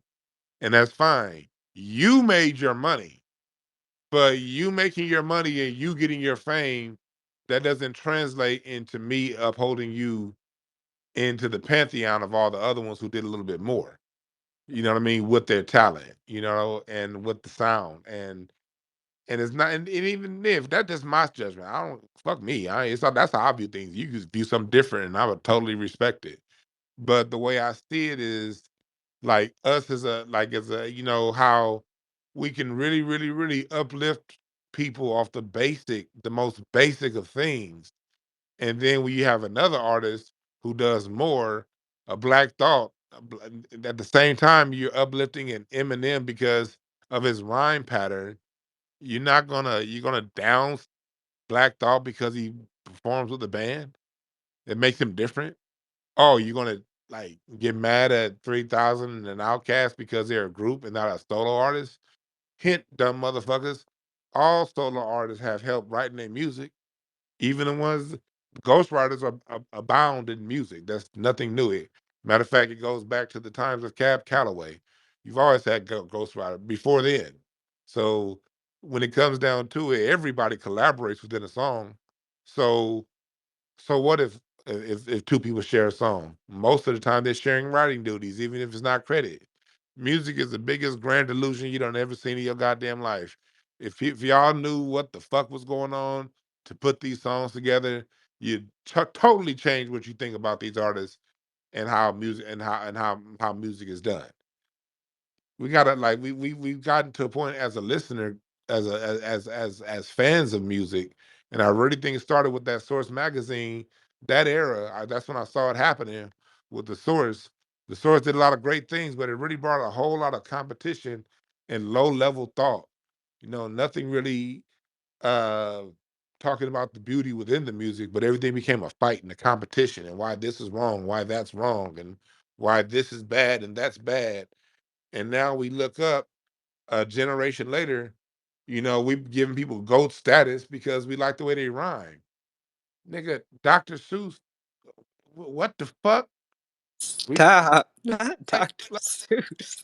like, think about it, Eve. Like, these motherfuckers is really going around saying that, okay, just because this person gave me a Dr. Seuss rhyme, I'm going to put them next to somebody who's giving me not only a substantive line, but lines that have gotten me through, my parents through. And if I have kids and grandkids, it's gonna get them motherfuckers through it too. Because the quality of when did we as a people, like as a listenership, start accepting that stuff and putting it at the top? Again, I'm not saying everybody got to be poetic and motherfucking revolutionary. I ain't saying that. But what I am saying is, nigga, when do we go to rewarding basement behavior in our music? Like the church used to be the standard. You know what I mean? If you can't make it in church, you can't make it. Get better. Like one thing about like I think that coincides with just this overall sensitive ass generation that we in right now. All these sensitive ass niggas. You can't say nothing without niggas' feelings getting hurt. You know what I mean? And I just refuse to move with those times. If I'm being old fart, I'm being old fart. I'm 42. I got grays in my chin already. I don't give a fuck. I'm not gonna be with these old sensitive ass times. No, we're gonna call a spade a spade. We're gonna call shit what it is. And if it's if things don't reach a certain standard, first of all, what is the standard is should be the first question. And if it doesn't reach that, we should have no issue being like, oh, no, that sucked. And I'm having this conversation now because we're talking about, and this conversation, and I'm going to get to you with Sonny G. Let me make it also clear. This isn't specifically about Lil Wayne. It's about the era and the time he represents. Eminem, all that. The people that over the last 20 years, hip hop has pushed to the front. What did they say? Or R&B too, not just hip hop, R&B. King of R&B discussion. A lot of people putting R. Kelly in it. That's fine because R. Kelly did a lot of great things musically.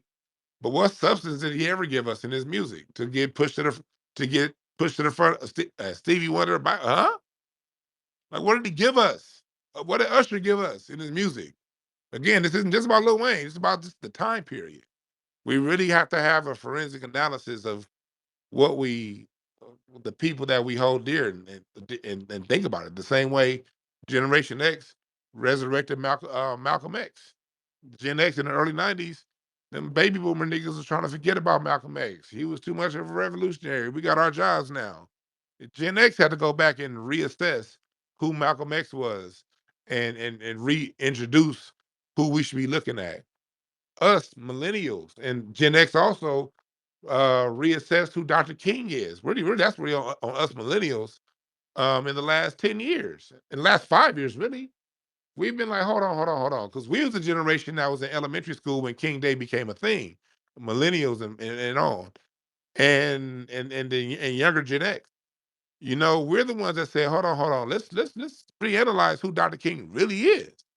Now, the whole tone of Dr. King Day is changing. And they putting out these bullshit ass Bayard Rustin stories to low key try to throw shots at Dr. King because we starting to see who it is. We can't just be looking at the thing, and I'm gonna get to you, Sonny. The thing, a lot of these motherfuckers, you have a lot of these Pan Africanists out here and all this stuff. They want to take you back to a time 10,000 years ago, and back to the motherfucking Shabaka stone, and these niggas want to take you back to the hieroglyphs and the Medu Neter and then talk about, hey, we all one.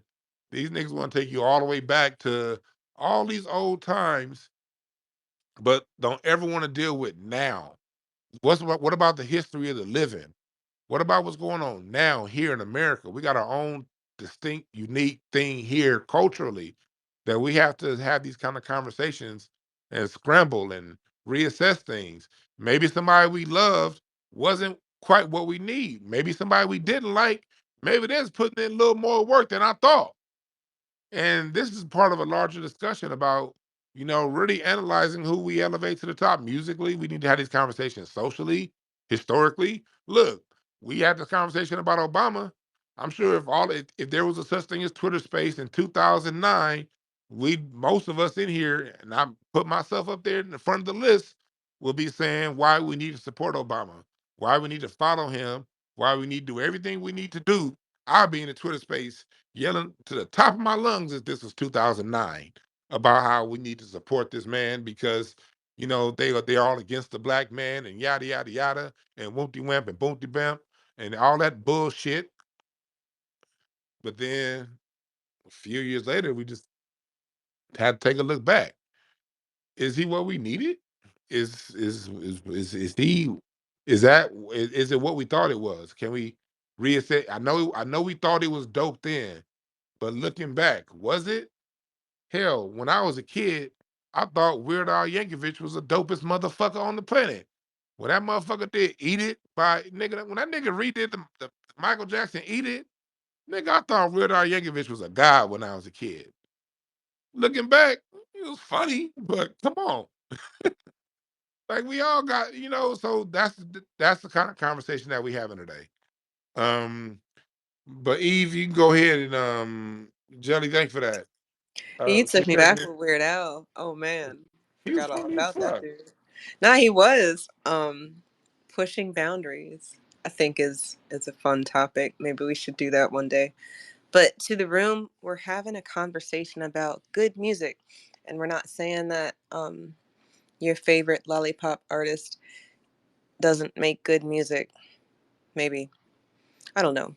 Nobody's really said that we're wrong so far, and we're not really looking for an echo chamber as much as it is nice to know that people are agreeing with what we're saying and they see the same things. Musicians are easy to talk about this type of thing, and then it's the casual listener that kind of gets stuck because they don't know all of the intricacies. They just know what they hear. I think taking it back to the cooking analogy, after you eat the meal, it might have taken you 10-30 minutes to eat the meal, but maybe the meal took 3 hours to make. Some meals take a day because of all the prep that you have to do. And then at the end of the day, it's gone. And all you did was enjoy it. You didn't know what all it took to go into it. So I appreciate conversations like this because it kind of slow walks the process. And maybe the casual listener can have a better appreciation for what we're talking about because we're not saying that it's ours just on a whim. Like it's ours because of what has gone into it. This is years, decades, centuries. Hip hop is not 50 years old. That's a whole other conversation. But anyway, go ahead, Sonny. The mic is yours. Yo, Dwan, what's good, Kenfolk? Yes, sir. Yes, sir. Go ahead, brother. What's good, bro? Peace to the family. What's good, Sister Eve and Sister Mariam, and the rest of the family in the space. Definitely, man. Great conversation. Um, yeah, definitely. So, does good music have a timestamp? Um, nah, it definitely doesn't. And y'all was hitting on a lot of good things. I like the way that Eve was breaking down the consumption of everything. Um, these conversations that we always have, they always be right on time, man. I mean, today is the 12th. Yeah, the mathematics. I know I always bring up the mathematics, Dwan, but today is, uh, knowledge, and wisdom. So, and the supreme mathematics. So, yeah, it's definitely a good build. Um, I look at it like how Eve said, like making a meal, like cooking dinner. Um, a lot of music that we have today is just fast food, and me growing up, I spent a lot of time with my grandmother, I live with her, off and on and things like that. And watching her cook and the way that she prepared her meals and things like that, man, like, my grandmother, man, she from the early 40s. And you know what I'm saying? Like she always cooked everything from scratch. And the food took a little bit longer, you as a kid, man, you hungry, you ready to eat, but watching her make the biscuits and getting the dough, you know what I'm saying? And, making the cornbread from everything from scratch, you know what I'm saying? You got a deeper appreciation and a deeper value of the food. And, you know what I'm saying? And, when you eating it, you definitely could taste the difference. And I kind of look at it like that, even how I consume my music within the past couple years. And I always didn't used to do this, Dwan. You know what I'm saying? Like now when I'm consuming music, I got my own spot in the house, right? I got my own room just where I go to listen to music, and I'm listening to everything on vinyl. You know what I'm saying? I'm listening to it on vinyl. I got a glass of wine, and I'm putting the headphones on, and I'm zoning out, listening to it from start to finish.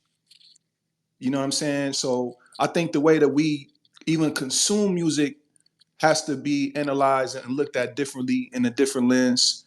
Um, where we can actually appreciate the art and the value of it, because music is art, is visual art, it's digital theater.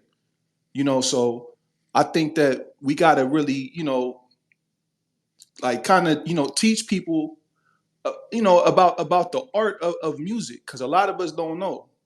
You know what I'm saying? A lot of us really don't know about the art part of music, and and appreciating it like a classic painting. You know what I'm saying? And so, yeah, I don't think music has a has a time stamp on it, because music is timeless. Music would be, especially good music, man. Good music is like, and I said this before too, right? Good music, until they could find out an actual way to physical time travel. You know what I'm saying? Like how they got the time capsules you throw on your suit. You know what I'm saying? And you hop in a time machine and you go back in time. Good music is time travel. It's, you know what I'm saying? Like every time that I hear Outcast, Elevators, Me and You, I literally go back to when I was like 12 years old. My cousin Delshawn was playing this song in the basement on the east side of Columbus, Ohio, at my aunt Joy's house, and me hearing this shit over and over, and I'm like, you know what I'm saying? It literally take me to a time and place, when I hear certain songs. You know what I mean? And I'm like, damn, like, Hey, I'm with you. Hey, dog, hey, Sonny. When I hear Southern Playalistic, my brother had got that tape.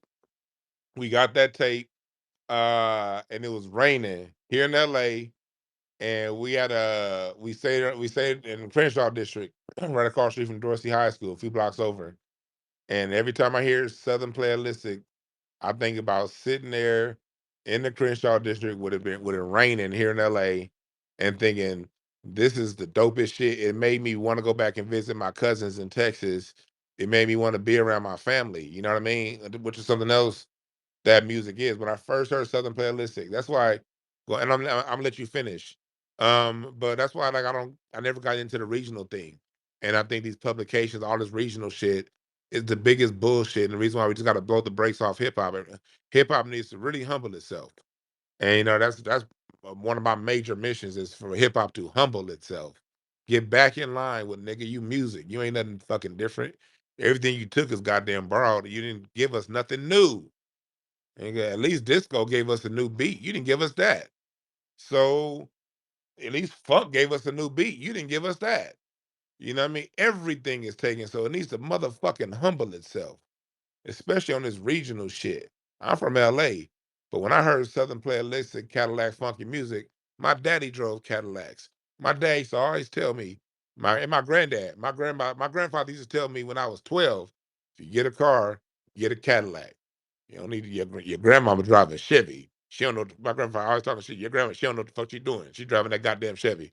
Be like me, be like your dad, and be like your uncles. Buy a Cadillac. So Southern Playalistic Cadillac funky music. I turned my dad on to that. He was loving that shit. And he a Smokey Robinson fan. You know what I mean? It's a community. It's a time travel. It's a stamp, and it's also relatable, man. Like you going down in the South, man. But I fucks with what you going through when it's authentic. You know, Nas Illmatic, when that dropped, nigga, that's authentic. I just took what he said, and instead of going through Queensbridge, nigga, I'm going through Inglewood. And you know, instead of going through this, I just took it to my area, and I'm like, okay, yeah. But that's really what it is. But go ahead, Sonny. I didn't mean to cut you off. I'm gonna let you finish, and I'm gonna get to my point. Nah, you're right. I remember the Southern playlist of Cadillac music too, man. I think a lot of these songs they just had an impact on you, you know, because I remember that song vividly, man. So yeah, and you know, until you know, because they, you know, back in the day they used to have magazines, and the year 2042, we gonna be doing this. The car is gonna be flying, and you're gonna be able to time travel. But people don't understand that how powerful music is. We able to time travel already just with good music. So yeah, I lay my mic right there, Dwan, man. You already know I appreciate the conversation. Time travel across time and across space, because when I listen to my one of my favorite groups, the Blackbirds, and when I listen to that Washington D.C. sound, and I hear the cold in the music when I listen to those chords, because the music reflects the weather too. You know, I feel like it's cold, and like I feel like okay, I'm not. And when I go to DC, I can just feel their music, and I can just feel like when I want to travel to different parts of the country and visit my relatives mentally and my friends spiritually, I could just turn on your sound. That's the beautiful thing about regions, man. We don't need to be fighting over no goddamn regions. We need to listen to the beauty of it. When I listen to I Can't Help Myself by the Four Tops, I'm listening to the pulse and the sound of Detroit. Detroit was a place that made my country I live in and been in since the 1600s profitable and the number one economy on the world. I don't just identify with slavery. That was part of my experience. I don't just identify with the oppression. That's part of the experience. But also within that, man, shit, I still benefit from even though I don't benefit relative to the amount that I put in, I still benefit from living here, and I love that, and I fight for more of it. And I so when I'm listening to Detroit, when I want to go to Detroit in the 1960s and get a feel for what it was, I listen to the Four Tops. You know what I mean? If I want to, I would talk to my grandfather when he was still alive. You know, I would always ask him questions about growing up in the 30s and the 40s. I always asked my grandfather questions when he was alive about being in the 1940s and the 1930s. And so when I listen to Chick Webb or when I listen to Fats Waller, I could go back to the music my grandfather was listening to, and I could feel like I'm with him. You know what I mean? So like that's the kind of stuff that when we curate our sound, when we curate who are the goats or the people we think are the greatest of our generation, think about your grandkids. When you talk about the music that made them that meant the most to you, when they want to time travel when you're gone, they may want to go back to your sound. What are you pointing them to? You got to think about that shit. Um, but go ahead, Eve. If you did you have something you want to say? I did. Thank you. I love listening when y'all are having these builds because I feel like a student, even though I might know what I know. Something Sunny said, I guess I'm just going to keep going back to the cooking references because that's just my lane right now. But I know that y'all have come across the reels. You know, you're on YouTube or Facebook or whatever, and you going down the rabbit hole and you see the reels and it's cooking reels. Maybe you do, maybe you don't. Maybe it's just my algorithm. But what I see is a lot of people seeing what goes into what is made. And that doesn't happen for music because I guess if it did, it would just be a lot of niggas just sitting around because a lot of the stuff it's inside and then you can't really see it. It's something that you feel. I think when we're talking about why Lil Wayne sucks and if he sucks and if good music has a timestamp, I think we have to always consider the thought that's put into it. Some of the shit that's being pushed out, there's zero thought. And even though it might have taken a lot of man hours, it's still zero thought because it wasn't something real, I guess. It was just something that was force fed. And then I think about what they say sells. I Eve, think people should think about that. What Eve, they I don't, say sells. Eve, I don't want to cut you off, but I just remember the point I've been trying to remember for the last 30 minutes. Go ahead. You just said, and that's when it comes down to. I want to bring it back to this. For those of you listening, because there's some people out there listening, oh, that nigga Dwan just hating.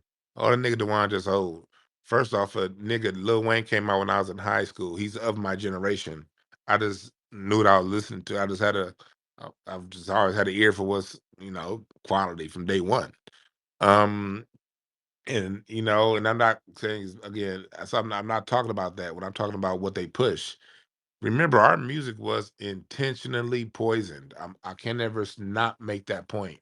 What we're listening to when we're listening to that post 2003, post 2000 generation of music, from whether you're talking about Lil Wayne down to Usher, over to Nelly, what you're listening to is a product of an intentional poisoning of our music. I'm not saying these are bad people. I'm not saying all of their music was bad. What I am saying, and listen to me very, very, very, very, very, very clearly, this country slowly devolved our music. Starting back in the 70s, they took out the live instrumentation. They took out the background singers. They defunded it. They took the budgets so you didn't have the funding for the grand orchestration. They intentionally told the artists in the 80s, you can't be political anymore, really post 1977. So if you listen to Earth and the Fire, Parliament Funkadelic, they had to hide that political shit within spiritual talk. But they purposely told these guys, you cannot talk about these things. So we got a lot of powder puff good music in the 80s, but a lot of it was powder puff. Most 80s music wasn't talking about shit. You know what I mean? It's love, but that at least we had the love. At least we still had the love in the 80s. That's why you can go back to it. At least and into the 90s. Politically, it wasn't talking about shit, but at least it had the love. And I always draw that line. If we get it, if everybody ain't gonna be political, but can we talk about some love? Our music needs to be some fucking love. But we got to understand, as the 90s went through guys like Clive Davis and their minions like Puffy. Remember, Puffy's just a Clive Davis minion. They took the love and the tenderness out of our music. They took the musicality out of it. They purposely didn't re-sign. We never said we don't want another X-Clan album. We never said we don't want another Digital Underground album. They just didn't give them to us. And so as you get into the 2000s, when you see the Lil Waynes get pushed to the front, when you see the Nellies get pushed to the front and the Jay-Z's get pushed to the front, understand they intentionally pushing a lesser product. And I'm talking about the mainstream. I ain't talking about the non-mainstream, because our talent is the non-mainstream is what got us through this time. The neo soul era is what got us through that bullshit ass R&B era. You know, the resistance sort of backpack era um uh, style, the Common era through the Lupe Fiasco era, regardless what you feel about him today, that sort of got us through the overtone of pop bullshit. So we've maintained the thread of consciousness, originality, and love within our music. But understand, I'm talking about this conversation through the lens of what we accept as pop, what we accept as the number one, what we put to the top. That's what I'm talking about. When they took the radio stations from us through the 1996 Telecommunications Act, that was for the intention of not having the artist be someone that we chose. Because when you have national radio, national TV, it's no longer relying on local dollars, because local dollars meant that you had to be good at what you did. So you had to introduce the new hottest rappers. You had to put out the hottest song. What we see in the 2000s was post 1996 Telecommunications Act. That's poison in the water. We see all of our major labels are gone. Death Row's gone. Uptown's gone. Def Jam. What did they do with Def Jam? They put Jay Z at the front. Judas himself. Listen to what. Just don't listen to me. Go listen to what DMX said about Jay Z under the Def Jam time. You know what I mean? Then over here with Aftermath, I love Dr. Dre, but so many great artists got shelved for the advancement of Eminem, which is again Jimmy Iovine, white boy. So you always gotta look at the white boy behind a nigga, you know? It's always a white boy behind him. It's either Leo Cohen with Jay-Z. Leo Cohen's his Jay-Z's Leo Cohen's boy, you know, and then you gotta look at, you know, Puffy is Clive Davis's boy, you know, Dre is Jimmy Iovine's boy, you know, and so we got to understand that these are the people that hold these people that hold the purse strings of hip hop, of the purse strings of R&B. I did a whole program on my YouTube. If you guys can find it, I look it up. And on Incense and Ashtrays, of how R&B was defunded in the early 2000s and late 90s for hip hop. R&B never didn't die a natural death. It was choked out through funding. And so we got to understand when we're listening to post 2000s music, the people that are pushed to the top were not our best and our brightest. Make no mistake about it. We with our best, and then the evidence is exactly what people are saying in this room today. When you talk about an artist, you could talk about somebody from his own city that was way doper. You know, what I mean, there were some that flipped through the cracks that got to number one, who I think really got pushed. I think when dealing with a Kendrick really got pushed to the front, but he was through TDE. That was he with them people now, but when he got pushed to the front, that was through TDE and their pushings. There's a whole thing with Kendrick here in LA about Dre, Stoop, and them niggas not fucking with the young niggas coming up, not fucking with Kendrick, not fucking with Nipsey. Those are two brothers that found a way, and people find a way all the time. Big Crit, he found a way. You know, it's artists that find ways. You know, I'm not saying there are artists that don't, but what I'm saying is overall, the people of those eras, you know, that we see get those mainstream push, uh, them motherfuckers, they that was intentional. You know what I mean? That was intentional. So we got to understand that when we're talking about these artists, it's not about them per se, more so than the fact that we're dealing with an environment that was already poisoned, a poison that was put into the waters in the late 70s. And then when it came to the hip hop side of the game, post 1993, hip hop is pure before 93. Before 94, it was pure. I'm sorry, before 94, hip hop was pure. Post 94, you saw that poison get in the water. But none of these poisons take effect right away. One thing about the white supremacists, they understand you can't change things right away. It'd be a jolt. It has to be a slow burn.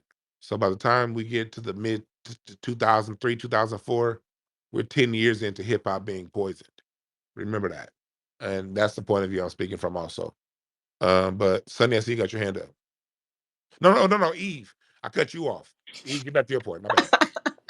It was just real quick about what Sonny was saying about what they say sells, and I just want people to pay attention to that, because I don't think that people are thinking about it. If you don't know a lot of people who are buying these tickets, and it's like radio stations or iHeartRadio buying tickets, or the sales, the math doesn't really add up when it comes to what people are actually supporting. And then, you look at the numbers of what you might think is hot, and it doesn't have a lot of views. And then you might think that, well, people don't think that this is good. Well, they just don't know about it. Maybe you need to tell people about it. So I welcome, new music, like how earlier he said he was going to share some stuff with you, and how Miss G shared some stuff in the jumbo. People are probably afraid of jumping out there because of the lack of support, like Miss G was talking about. But I think we have a real opportunity to do different, like right now, in real time. So that was my only point. Go ahead, Sonny.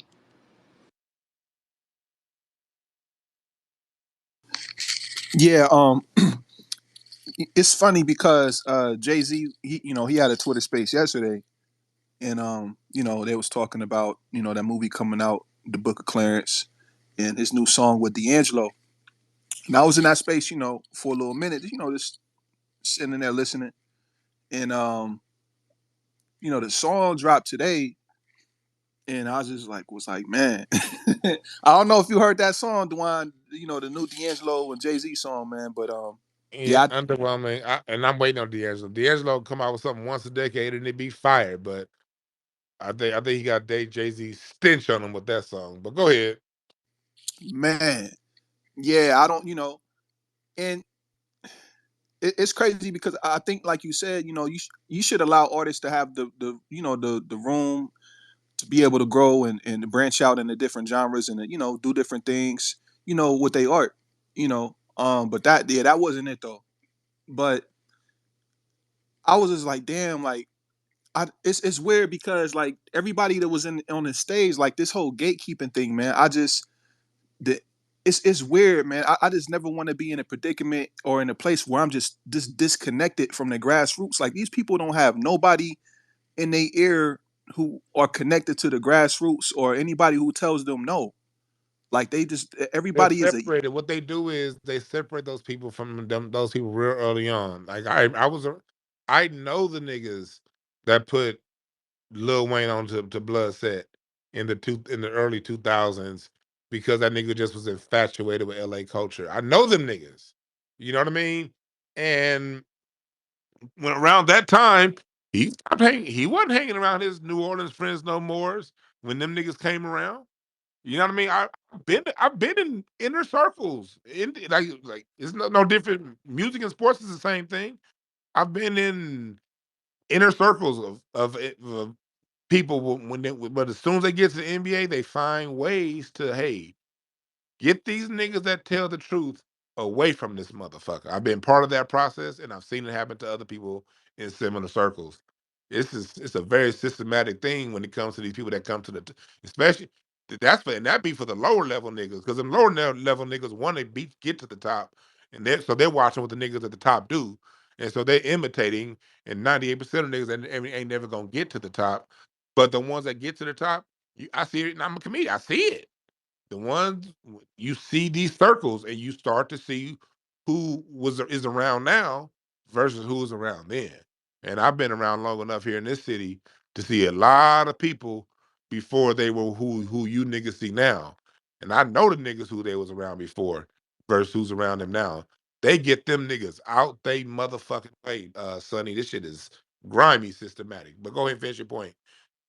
Yeah, I was that's pretty much it. I was like, I'm thinking that, yeah, like I said, I'm in a space that's, I'm like, damn, like these people were totally disconnected from the grassroots, man. I just never want to be in a predicament or in a situation or just ever in my life where I'm just totally disconnected from the grassroots and I got just yes men around me. But I'll add this too on my on my landing point. I think that we also should study um the aspect of the positivities of good music as far as on a health level because good music has a lot of different positives as far as like how your health goes. It boosts the immune system. It helps with better sleep. you know um it lowers blood pressure, just different things like that. Like I think that we should approach good music from that aspect as well. When we're teaching and telling our youth about the benefits of good music. Yeah, that's real talk. Um, I know I'm closing out pretty soon because I don't want to be here all night, but I will get to Miriam and the new person. But before we get to it, just let y'all know, keep your comments under a couple minutes because we about to close it out. Cause I didn't realize it was for goddamn 5 o'clock. I got shit to motherfucking do. And so yeah, we'll get Miriam was first, and then PC, and then I'm gonna give it to you, Eve. And if anyone else wants to speak, if anyone else wants to raise a hand, if you think you can say what you got to say within a minute, raise a hand. If you think it's gonna be longer than a minute, don't raise your hand. But go ahead, Miriam. Thank you, brother Dewan B. And shout out to you too, brother Sonny. I will say this, keeping in like we were just speaking about the spirituality, especially of our music.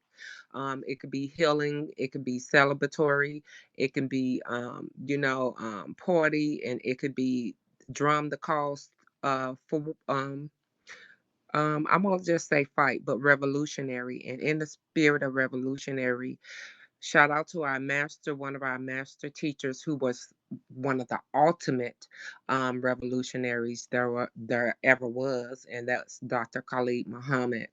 And keep with that. Revolutionary music should be captivating, elevating, transformative, as well as able to transport you. So, portive, which means to elevate and to pull you up out of yourself, whatever funk you're in, whatever pain you're in.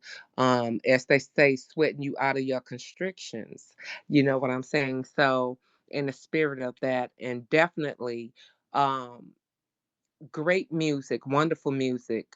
Um, Creative music straight from the soul, the spirit, the very air we breathe, and the very soul we stand on is definitely never has a timestamp. It is timeless. And I'll land my plane there. Thank you for the space. Always dope. Listen to what you gotta say, Sister Miriam. Always dope. Um, Go ahead, PC. Guess that nigga left. Um, but so Eva, did you have anything you want to say? Because I'm gonna have I have another little monologue I want to get to before I close it out. But go ahead and say what you gotta say, Eve. That's what's up. I like this build. Again, I'm always going to appreciate spaces where we can learn a little bit more about what it is we're talking about. I think people listen to the radio and know that it's bullshit, but they don't know where to go. Um, and a lot of times we don't have any time. Really, like, who has time to sit there and go through damn YouTube videos to try to find a diamond in the rough? I don't. So, again, I can appreciate when we're sharing what's hot and what's not and why. Because, again, when you turn on the radio and you don't understand why you don't like what it is, that that means something's wrong, and that's across the board. We have to start paying attention to these moments, like we've talked about that a bunch of times.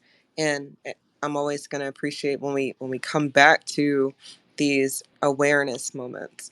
So I don't know if Lil Wayne sucks or not. He's definitely part of my story with regards to my music experience and what I've liked and what I don't like. I definitely have some of his music in my workout tunes and things that I might zone out to, but it's not something that I'm about to just go play. Lollipop is not on any playlist of mine. Just wanted to throw that out there. And does good music have a timestamp? It better not. Y'all better be sharing this music with your minis, because again, I'm that teacher that's gonna clown yours. If y'all are listening to some bullshit and they don't know some good shit, that's a problem. It's different if they know the good stuff and they also know whatever, but it's way bad to me as an educator if they only know what's on the radio. I think that you've done your many a disservice if you're only exposing them to what they're saying is what we should be exposed to. We'll talk. We'll talk. You gotta be able to distinguish the difference and tell the truth. Like, look, my favorite song in 1990 was A9 was "Can't Touch This." You couldn't tell me "Can't Touch This" wasn't the greatest shit on earth when that shit dropped. My music hit me so hard, make me say, "Oh my Lord." Now I thought that was the most profound shit when I was 9. Shit still goes hard, Dwan. I'm sorry. Just It goes bust out in hard. the rhyme right now. It goes hard, but that song doesn't have any like real much playback value. Now his videos of Hammer dancing, you can watch Hammer dance all day. That has infinite playback value watching him dance. But after you hear "Can't Touch This" once, you're not going to listen to "Can't Touch This" every day or once a week or once a month. The same way I'll turn back that same year and listen to Ice Cube's "Who's the Mac." "Who's the Mac" wasn't the most popular song, but that song talked about life, man. Who's the Mac? Is it any brother in a good hat? When he talked about the difference between the pimp, the preacher, and the hustler, basically in that line, and that, that right there. You know, even songs like "Get Off My Dick and Tell Your Bitch to Come Here." That's real life goddamn music. Telling niggas, don't be no fucking groupie. And this go for all you niggas that's in these goddamn cults and shit following motherfuckers. Don't be following nobody that hard, man. Be your own man. That's what I grew up on. Ice Cube saying, "Big man, be a man. And when I shake your hand, make it a firm shake. Say what's up and then break." You don't be sitting around looking all goofy, just at another nigga. Man, at the end of the day, fuck that nigga. And I want you to feel the same way about me. That nigga, fuck Devon. Fuck that nigga got going on. I got my own shit. Nigga, that's what my music had me doing in the early night. Cube had me on that kind of shit. You know what I mean? Not, and it's not fuck that nigga, but it's like I got my own shit. Like he got what he doing, cool. But niggas, no disrespect, but nigga, fuck that nigga. I got my own shit. And I think that's a good place to be as a man. Because you have your own shit. And it's not fuck that nigga in a bad way or I wish him bad. It's and that's a nigga ass ignorant as South Central LA way of saying, man, all blessings to what he got going on. And I hope that nigga win. But I got my own shit over here that I gotta focus on. That's just a nigga way of saying that. That's how we used, So, it's not about saying all new music is great or bad and all old music was good. No, there's some bullshit ass songs in the 70s and the 60s. It's all it's certain songs just like, no, it wasn't no that song wasn't good. I didn't like it the most. So, I didn't necessarily care for the Earth and the Fire's album. I like the song Miracles a little bit. But that whole album that they had, I forgot the name of the album. It's off the top of my head. The album with the seven chakras that they had lined up. What was the name of that album by Earth and the Fire? Um, what was the name of that album?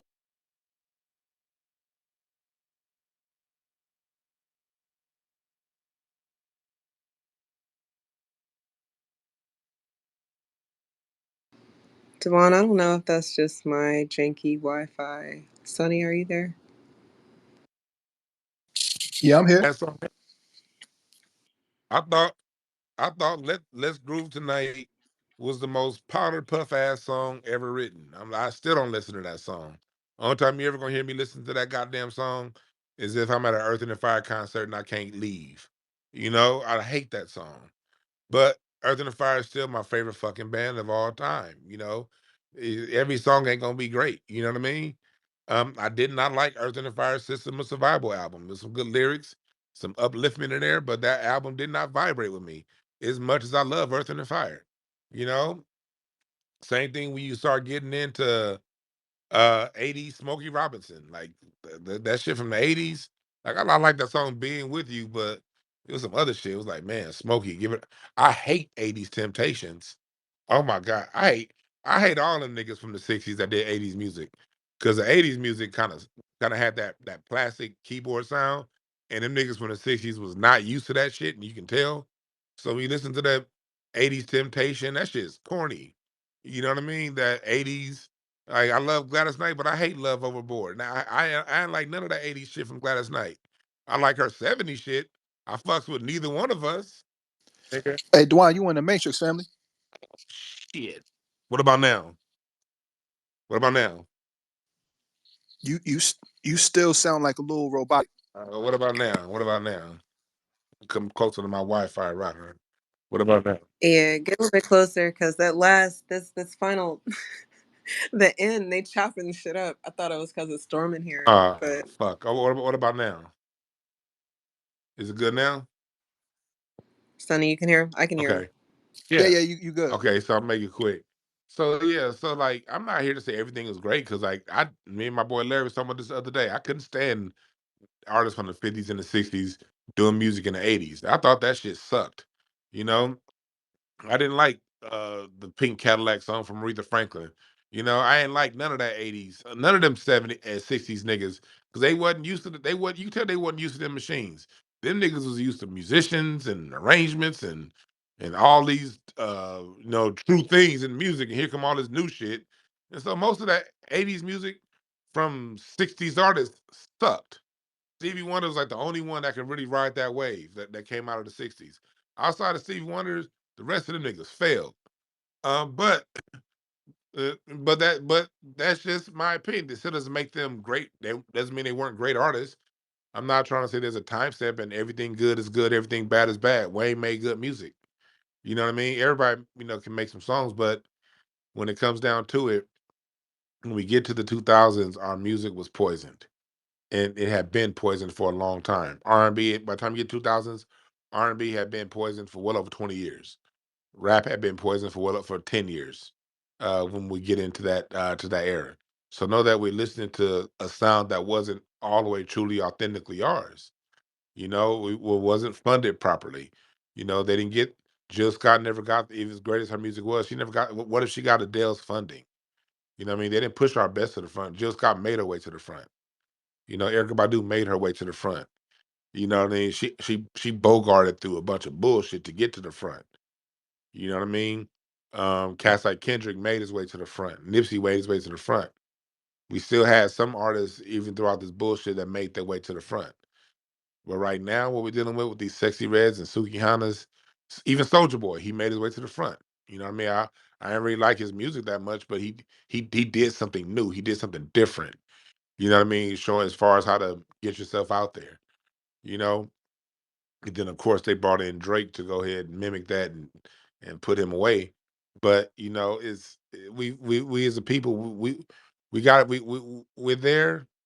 We haven't stopped. We're gonna keep doing it, and we just got to know that we just got to value the artists that give us more than just one thing. Again, not just talking about Lil Wayne. This is about a whole era. An era that really pushed drugs and took love out the music and took community out the music. Everybody ain't gotta be revolutionary, but we all should love, shouldn't we? I, am I tripping? Do I think that's too much of a standard? Is if you're gonna open up that microphone, get on the microphone, have some even the blues artists. Blues talked about the most negative shit, but it still's gonna come back down to love at some point. Like, and when do we get back to love? And when do we push those artists that push that message? And we got to be cautious about who we have and what message that they push when we passing down music to the next generation. Um, but go ahead, son. You can say. I think you want to say something real quick. Yeah. Nah, I was gonna say, because you're right. It don't just gotta be, the love is definitely missing. It's a balance that's missing in everything. You know what I'm saying? And that's kind of the relation that we have with the music, with food.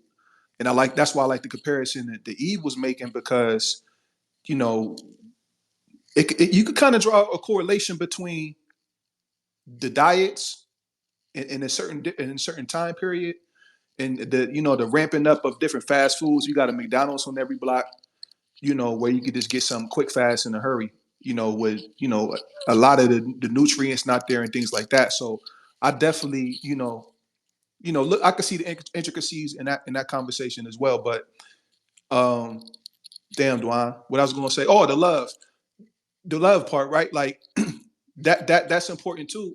And you can still have good music, because another genre, one of my favorite genres is New Jack Swing. I love New Jack Swing, bro. I love that whole. I don't know if it's because I was a kid during that time, or I don't know if it's because of I like I said, that time travel aspect, right? Like I remember watching New Jack City, and when they went in the club, what I'm saying, like that whole scene was just lit. It was crazy. Like you seen the two dudes. Everybody know the dudes in the sweatsuits doing the dance, like and the house parties, and just different. It was just fun.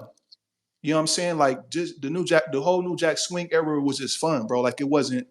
It still had that element of a good time. When you're going out, you're going to the club, it's just going to be a good time. It's not people, with their backs against the wall in the club. They got their phone in their hand, they texting. They got sections now. Like it ain't even. They don't. I've been in some clubs where they don't even got dance floors no more. Like they just got sections and couches. You know what I'm saying? Like it's just a whole different vibe. Like so. Um, yeah, damn, why you got me on my wrist? But yeah, you know what I'm saying, though. Yeah, it's all good, man. Yeah, we'll get to it in another space. But you're right. It's about the diversity. It's about I like my artists to give me a little bit of everything. Give me some party music and some fun music, something that brings us together, something that even if it's not intimate love, is love. There's still there are multiple levels of love. There's love of one another, community. New Jack Swing was definitely a communal type beat of a song that got everybody to come together on the dance floor and do something. And that's all of those different elements and herbs and spices that we used to have in our music, and the ones these people had to do these things well to get to the top. We didn't know this consciously, but subconsciously, these are people that was bringing us together. When we look back and we think about Guy, and when you talk about Teddy Riley, when we talk about a lot of this stuff, these are people who are bringing us together in a lot of ways. And so, when we understand, just before I close it out, go to DwannB.com, follow my shit. I'm gonna put this up on Twitter. I mean, on YouTube later on, so you guys will get that. Um, and yeah, just know that it's all about reassessing what we think and what we see, and recalibrating things. We don't have to waste spend time going back to 10,000 years ago. I think we can be a lot more constructive with our time going back to 20 years ago, and 10 years ago, and 30 years ago, and reassessing some of the stuff that was passed down to us, or that was thrown in our lap. We didn't want music to devolve. That shit was put in our goddamn lap. That's what they gave us. We didn't ask for it. That's what they gave us. We didn't ask singers to stop singing notes. We didn't ask for every song to be auto tuned. We didn't ask for niggas to have a loop de loop nursery rhyme style to get played on the radio twice an hour. We never asked for none of that shit. So, but through programming, through repetition, it's only human to repeat what you hear all the time, and that's why they keep repeating itself to us. Jay-Z's number one. All this era is the fight between this and that, and as long as you're caught up in that fight and in that struggle that they're putting out towards us, you never get time to assess your own thoughts. A lot of times, people having these top 10 arguments, and they top five, three of the people in their top five are people who they probably ain't put their music, ain't listened to their album top to bottom in 2 years, 3 years, 10 years. And you listen to one of these motherfuckers' albums in 10 years. How they your top five? But that comes from not being in touch with your own thoughts and really reassessing the bullshit that's getting thrown our way from time and time and time and time again. So yeah, we're gonna be having more of these discussions. I got my music, 100 years of music of black 100 years of black music course that's actually starting in February, Black History Month. We're gonna really dive into some of this history of music, and it's a full-on course. For those of you who want to enroll, it's definitely gonna require you to purchase some books on top, and really get into who is who. If you really want the breakdown of what it is, that's coming to you in February during Black History Month. It's gonna be a 10 class course. So yeah, that's coming where we can really break it down, because when I talk, I don't believe in saying, I ain't trying to be nobody's goddamn leader. I ain't trying to have no motherfuckers saying, oh, just deep. If you want to know, I'm more than willing to share where I got it from. You know what I mean? So, and I've done that plenty of times on my YouTube channel and on Instance and Ashtrays. And Instance and Ashtrays is coming back. The next one I think I'm gonna do a breakdown of Frankie Beverly and Maze. So for those of you that are regular listeners to Instance and Ashtrays, we will be bringing that back. I needed a break. But it's time to bring back our music discussion, and I'm gonna start posting on instanceandashtrays.com new artists, and have that be a rallying place for you guys to see what's going on.